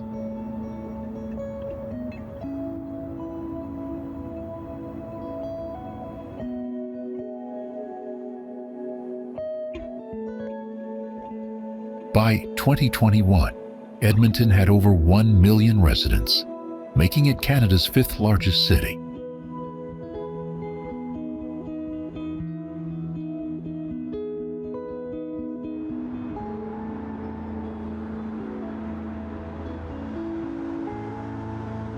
Edmonton is known as the gateway to the north, supporting oil sands projects and northern development.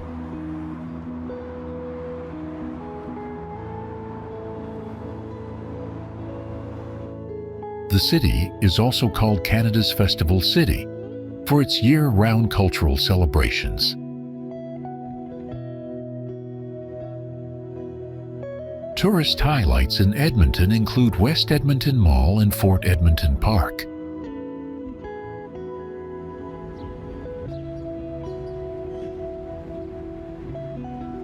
The name Edmonton comes from a town in England, and in Cree the city is called Amisquatchewaskahikan, meaning Beaver Hill's house.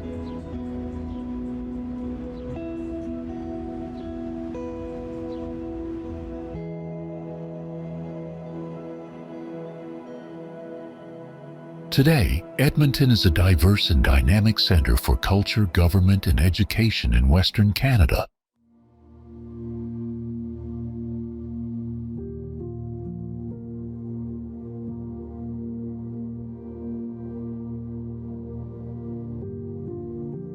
High in the Canadian Rockies, there's a hidden lake so blue, it looks like it was stolen from the Caribbean.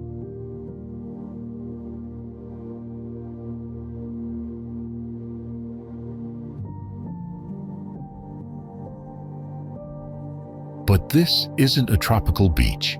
It's Carnarvon Lake, a secret jewel tucked beneath towering cliffs.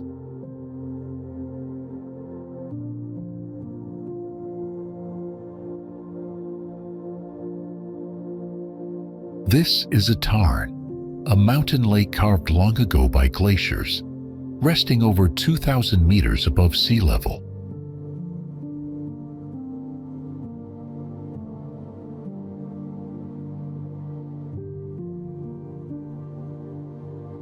Ice and snow can linger here until July, and only in midsummer does the water shine its brightest turquoise.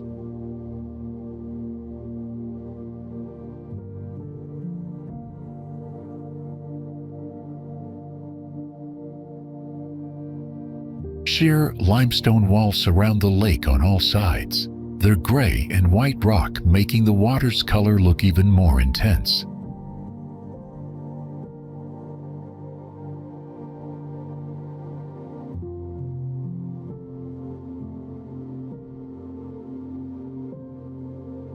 Reaching the lake means crossing scree slopes and climbing a head wall with the help of chains fixed to the rock.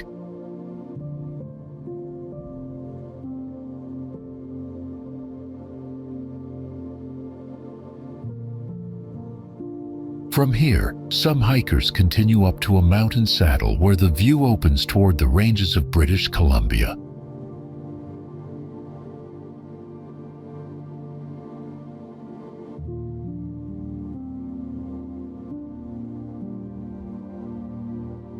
Wildlife is part of the experience. This is habitat for both black bears and grizzlies, so visitors are urged to carry bear spray.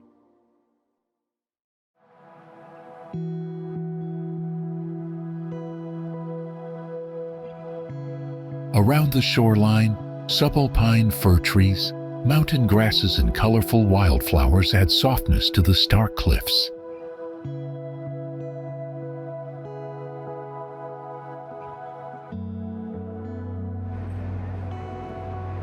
Deep in the Rockies, Marmot Basin is Jasper's ultimate ski spot.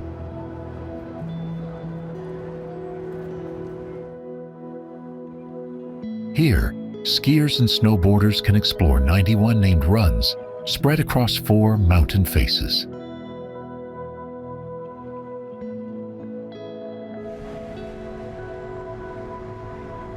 With a vertical drop of 3,000 feet, every ride down feels like pure adrenaline.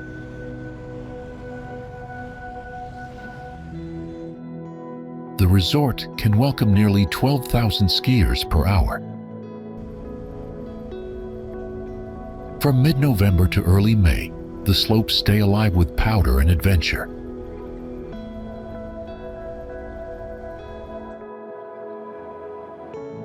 For thrill seekers, Marmot Basin also features 3 terrain parks filled with jumps, rails, and slides.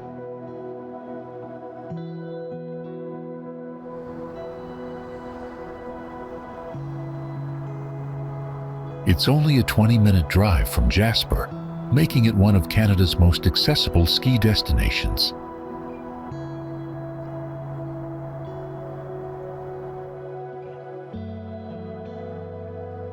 Athabasca Falls is a powerful waterfall on the Athabasca River in Jasper National Park, about 30 kilometers south of the town of Jasper.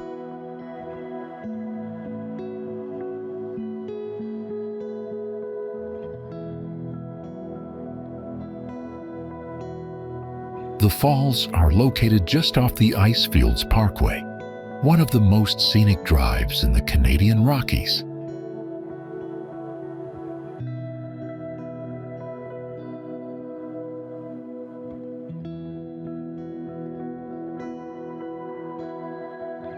With a drop of 24 meters and a width of 46 meters, Athabasca Falls is not famous for its height, but for its raw power.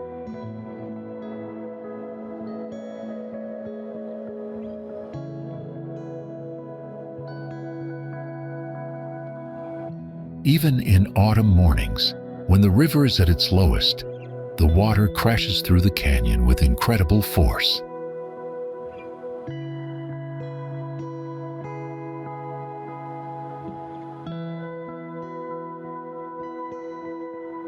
The river cuts through hard quartzite rock before carving into softer limestone, creating a short gorge and deep potholes.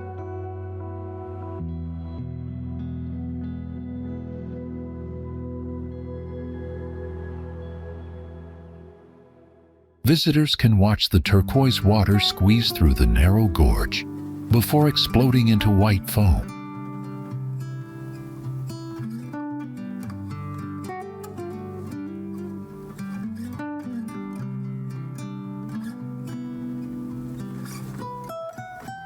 The rocks near the falls are often slippery, reminding everyone of the danger hidden in such beauty.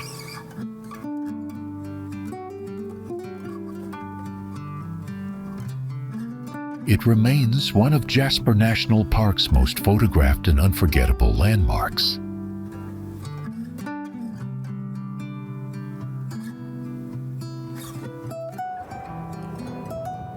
Long before highways and railways, the Battle River was a natural boundary and a witness to fierce conflicts between the Cree and Blackfoot.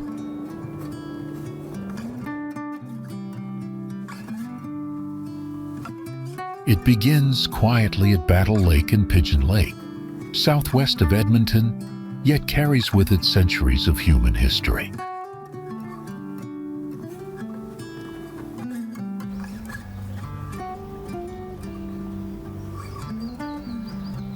Flowing eastward for more than 560 kilometers, the river crosses farmland, prairie, and oil country before merging with the North Saskatchewan near North Battleford.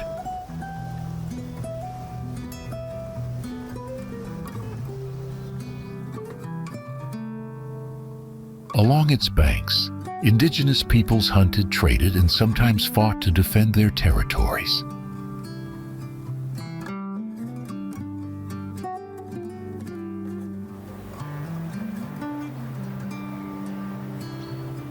The name Battle River preserves those memories of struggle and survival.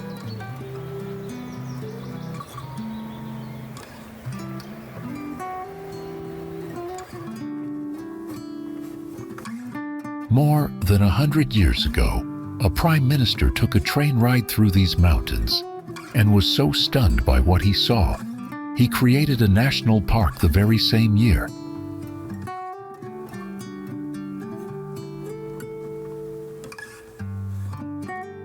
That place is Yoho.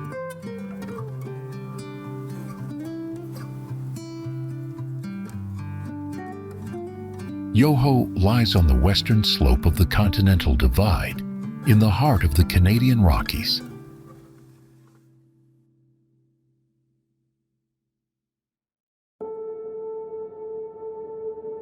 It may be the smallest of the 4 major parks in this region, but its landscapes are among the most dramatic.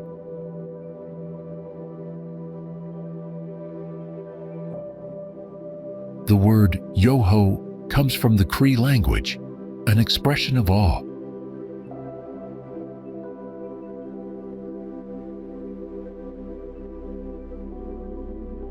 It captures perfectly the sight of sharp mountain peaks, wide valleys, and glaciers that seem to glow under the light.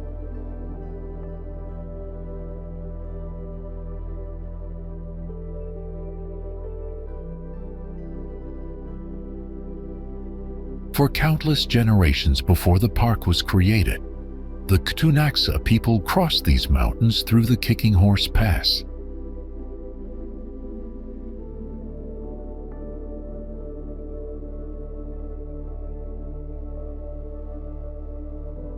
In 1886, after the Canadian Pacific Railway was completed, Yoho was officially declared a national park, alongside Glacier National Park.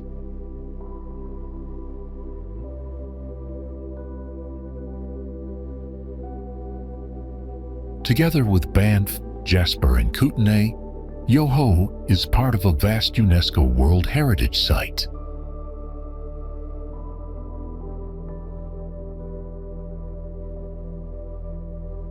This makes it not only a place of beauty, but also a crucial refuge for wildlife in the Rockies.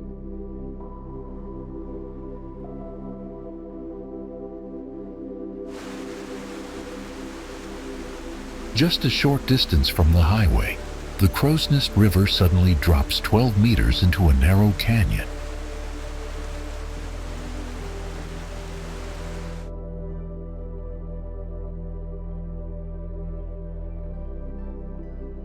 The waterfall splits into two streams, creating a pair of cascades that can be seen from several viewing points.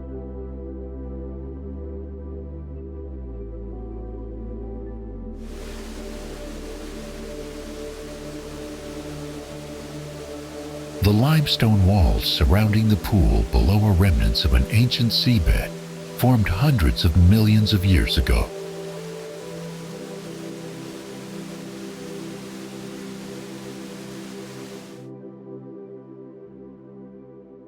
In spring, melting snow swells the river, making the falls thunder with far greater force than in late summer.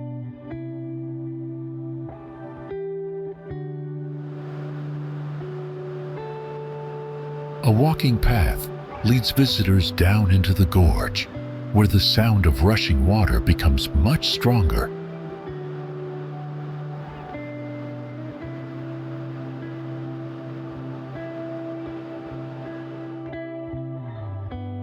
Observation platforms above provide a safe look at how the river continues to shape the canyon.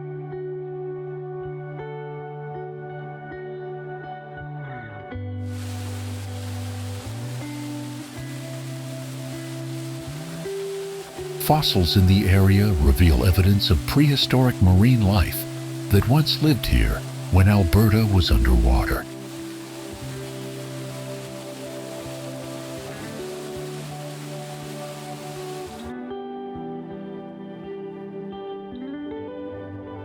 The site also includes a day-use area with picnic tables, making it a practical stop for travelers on the Crowsnest Highway.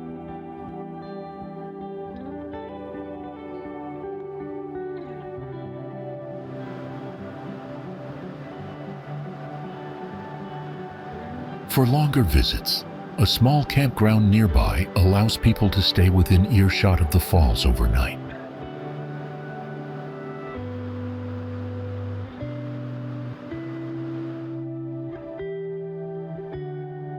At 373 meters in height, this waterfall is one of the tallest in Canada, with a single main drop measuring 254 meters.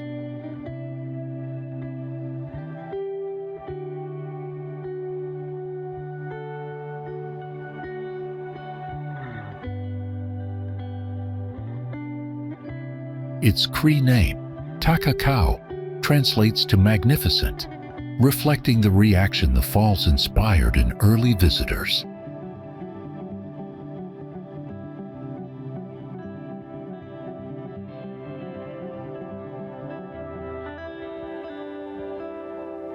The water source is the Daly Glacier, part of the Waputink Icefield, which provides strong flow even in the hottest summer months.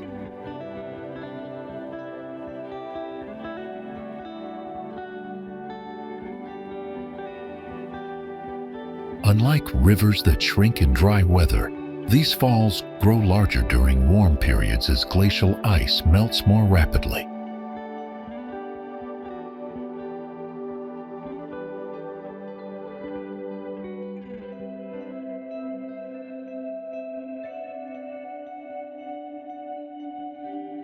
The free-falling water strikes the rocks below and creates a constant cloud of mist visible from the valley floor.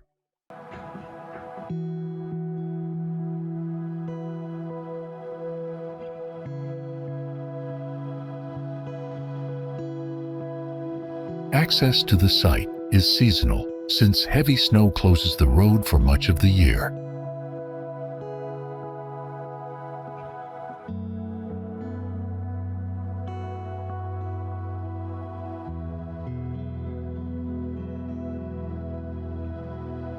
In 1985, new surveys confirmed its ranking as the second highest waterfall in the country, after Della Falls.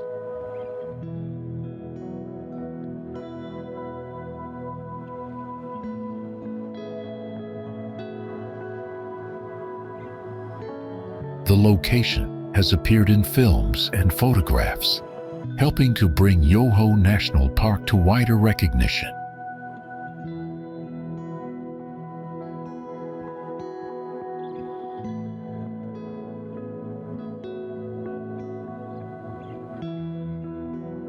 Visitors often hear the sound of the cascade long before they see it, a reminder of its scale and energy.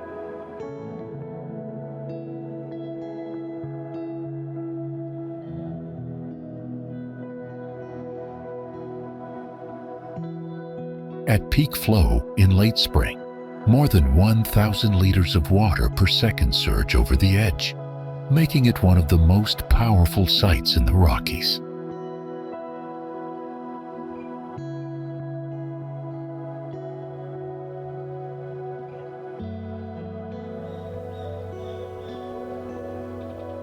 Nordegg is a small hamlet in Alberta's foothills, once built as a coal mining town in the early 1900s.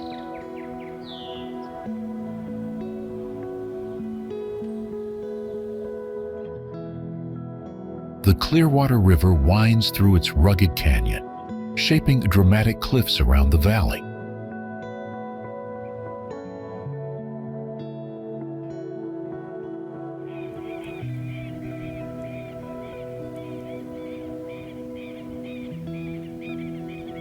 Today, the old mining roads have become gateways to hiking trails, lakes, and mountain views.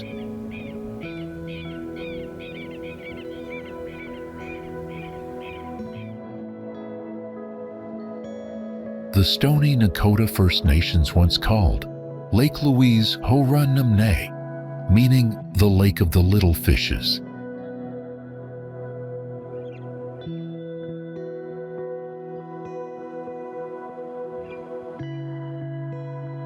In 1882, a Stoney Nakoda guide brought surveyor Thomas Wilson here, making him the first non-Indigenous visitor to Lake Louise.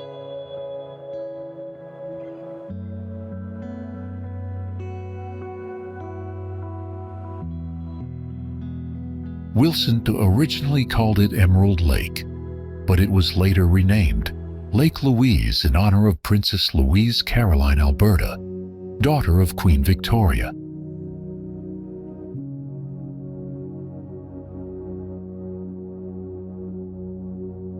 The turquoise waters of Lake Louise come from rock flour, carried in by glaciers that still feed the basin today.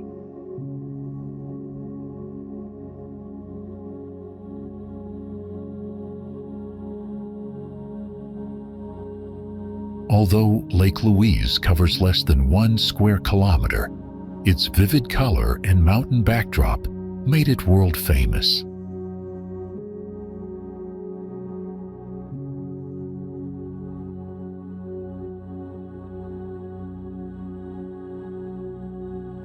Located just 5 kilometers from the Trans-Canada Highway, Lake Louise is one of the most accessible glacial lakes in the Rockies.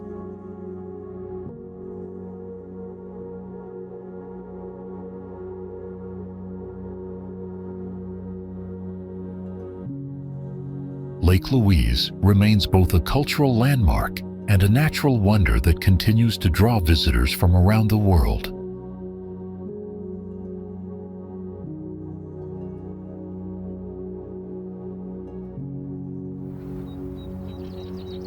A few places in Canada hold more wildlife in such a small area as Waterton Lakes National Park.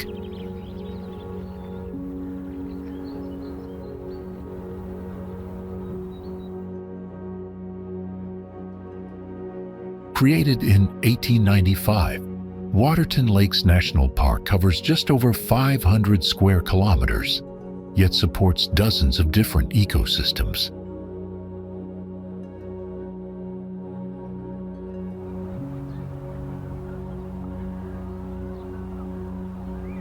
The park lies where the Rocky Mountains meet the prairies, creating sharp contrasts of peaks, forests, and open grasslands.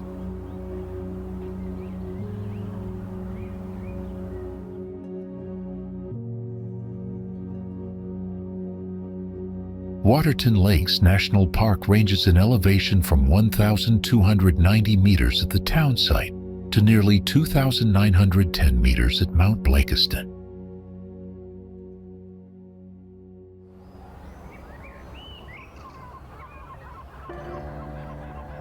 Because of this range, animals from many environments live here, from grizzly bears and cougars to bison and river otters.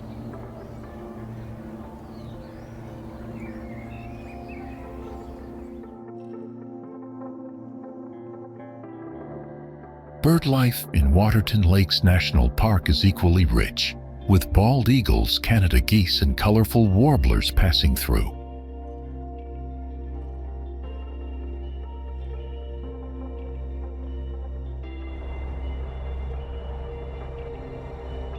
Together with Glacier National Park in Montana, Waterton Lakes National Park also forms an international peace park recognized by UNESCO.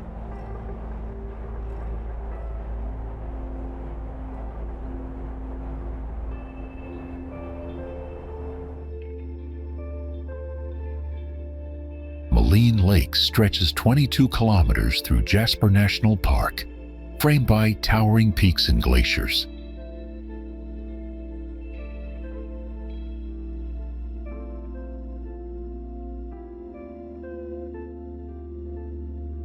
The lake is fed by the Maligne River, a waterway once described as malignant for its violent spring floods.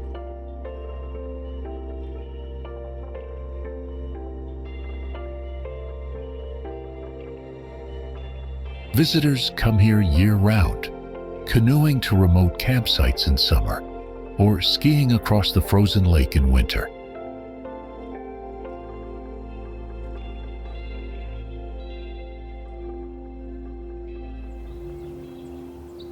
Unlike most lakes in the Rockies, Medicine Lake can completely vanish at certain times of the year.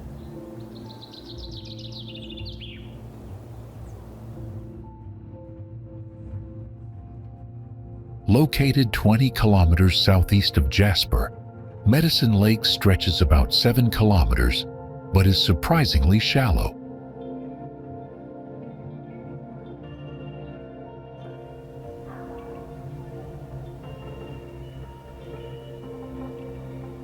The lake is not a true lake at all. It is part of the Maligne River, which backs up and then disappears underground.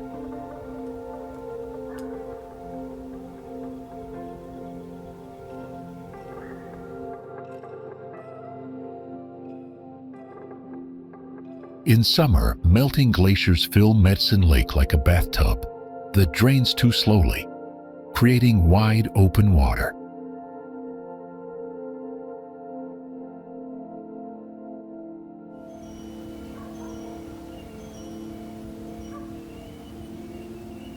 Researchers in the 1970s traced the underground system with biodegradable dye and found it was one of the largest of its kind in the world.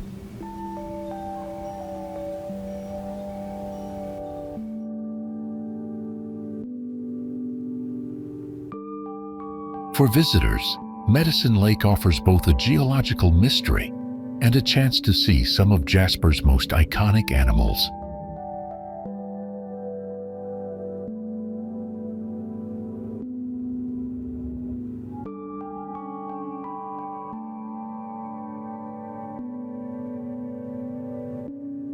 Grassi Lakes sit at an elevation of 1,525 meters in the southern Canadian Rockies, directly above the town of Canmore.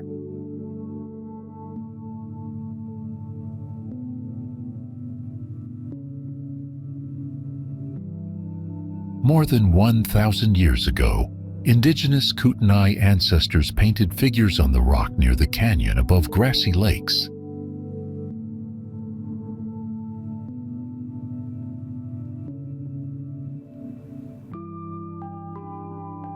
Grassi Lakes were named after Lawrence Grassi, an Italian immigrant who came to Canada in 1912.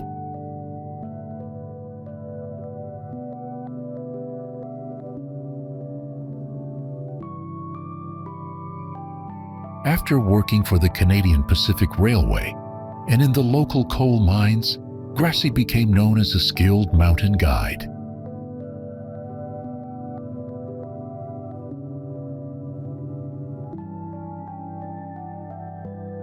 He built several trails in the region, including the path that still brings hikers to Grassi Lakes. The water that fills Grassi Lakes comes from the Spray Lakes Reservoir on the Spray River.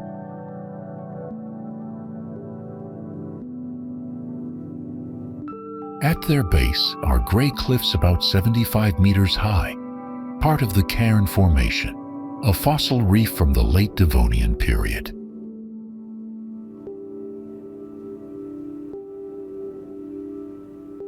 These cliffs contain remains of stromatoporoids, a long extinct sponge that once formed reefs in a shallow sea.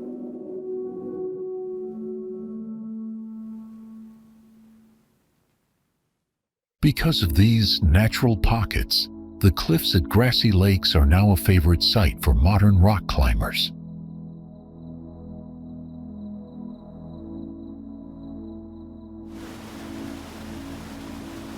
Cameron Falls is one of Waterton's most iconic landmarks, set right at the edge of the town site with easy access and parking.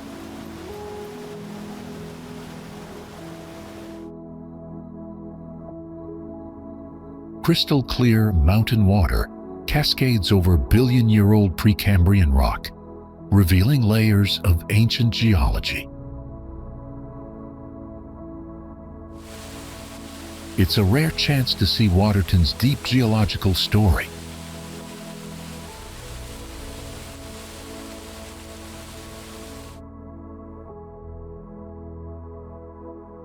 Johnston Canyon is located about 25 kilometers west of Banff Town site, along the Bow Valley Parkway.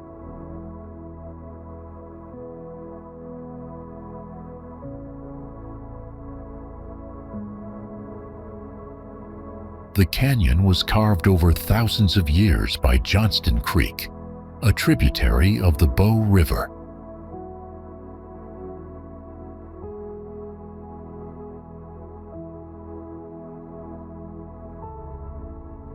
Waterfalls cascade along the canyon, their flow changing seasonally with snowmelt and rainfall.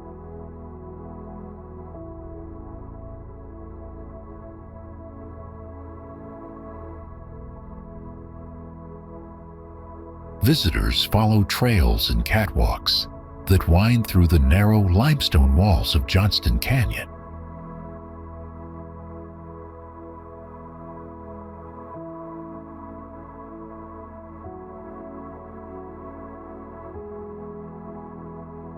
In winter, Johnston Canyon transforms as frozen waterfalls and snow-covered cliffs create a distinct alpine landscape.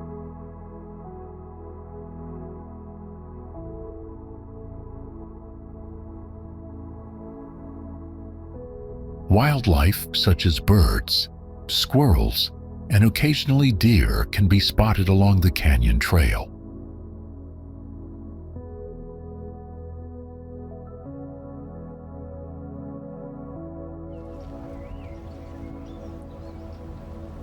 Calgary Tower is a 190.8-meter freestanding observation tower in downtown Calgary, Alberta.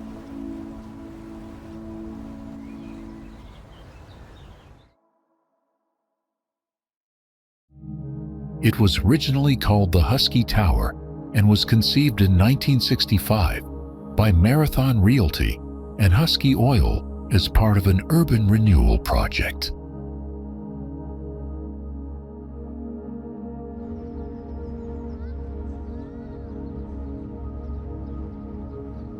Construction of Calgary Tower began on February 19, 1967, using a continuous pour of concrete that lasted 24 days.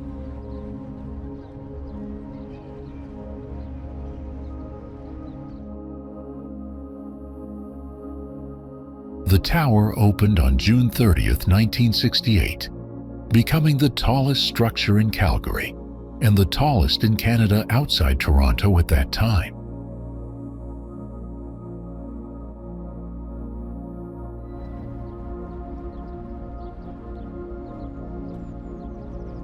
In 1971, the Husky Tower was renamed Calgary Tower to honor the citizens of the city.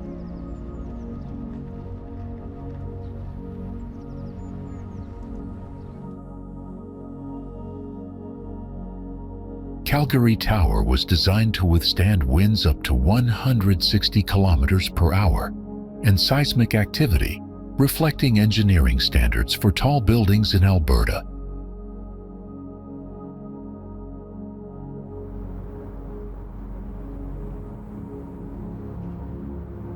In 2005, a glass floor was installed on the observation deck, and in 2014, LED lights were added to the exterior, making Calgary Tower visible across the city at night.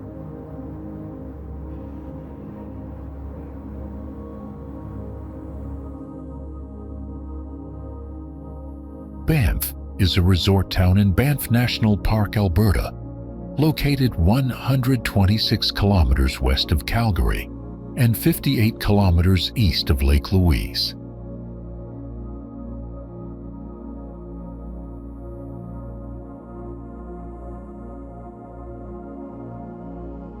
The town sits between 1,400 and 1,630 meters above sea level, surrounded by Mount Rundle, Sulphur Mountain, Mount Norquay, and Cascade Mountain.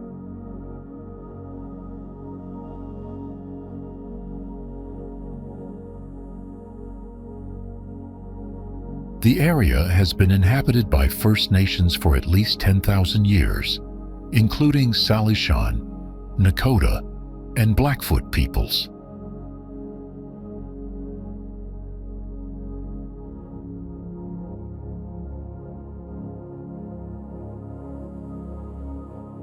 Banff was first established in the 1880s after Canadian Pacific Railway workers discovered natural hot springs near Sulphur Mountain.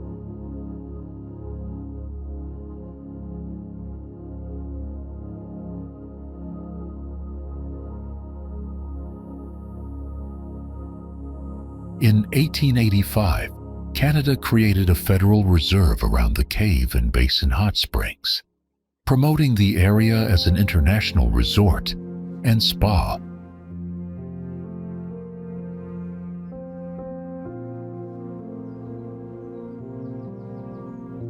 The town site developed near the railway station to serve tourists visiting the park.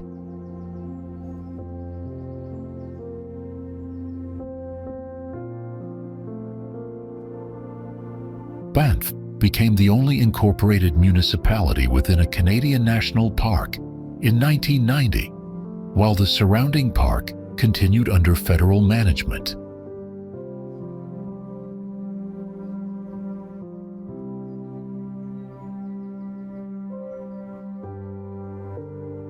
Notable residents like Norman Luxton helped build hotels, theaters, and museums, shaping Banff's cultural and tourism development.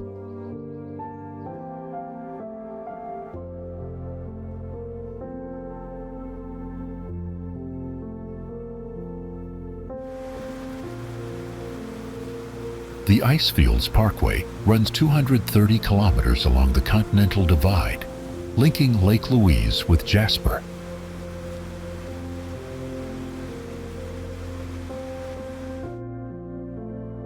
the surrounding mountains formed over 50 million years ago as tectonic forces pushed up the ocean floor.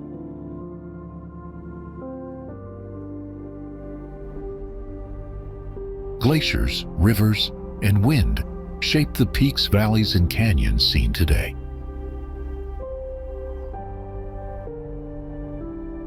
Today, the Icefields Parkway remains one of the most scenic drives in Canada.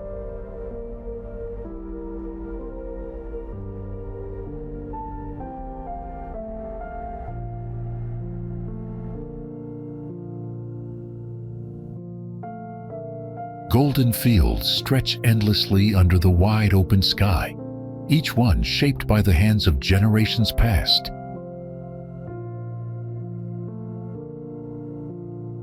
Small towns appear along the horizon, alive with markets, music, and local stories.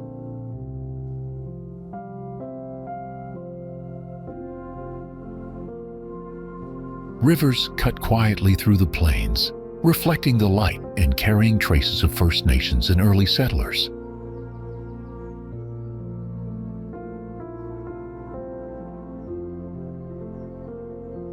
The wind moves the grass like gentle waves, reminding visitors of the prairie's constant rhythm.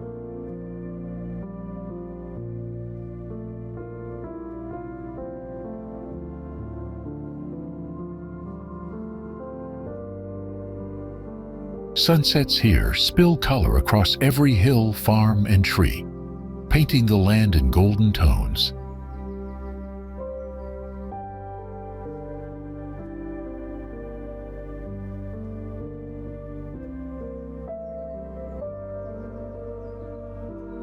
Every trail and road offers a new surprise, inviting travelers to slow down and notice the small wonders of this land.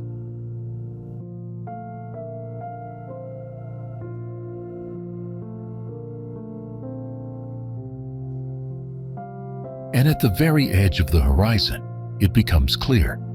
The prairies are not just a place to visit, they are a story to experience.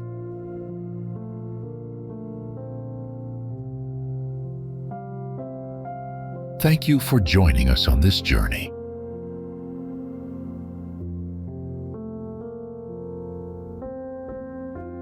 We'll see you on the next adventure.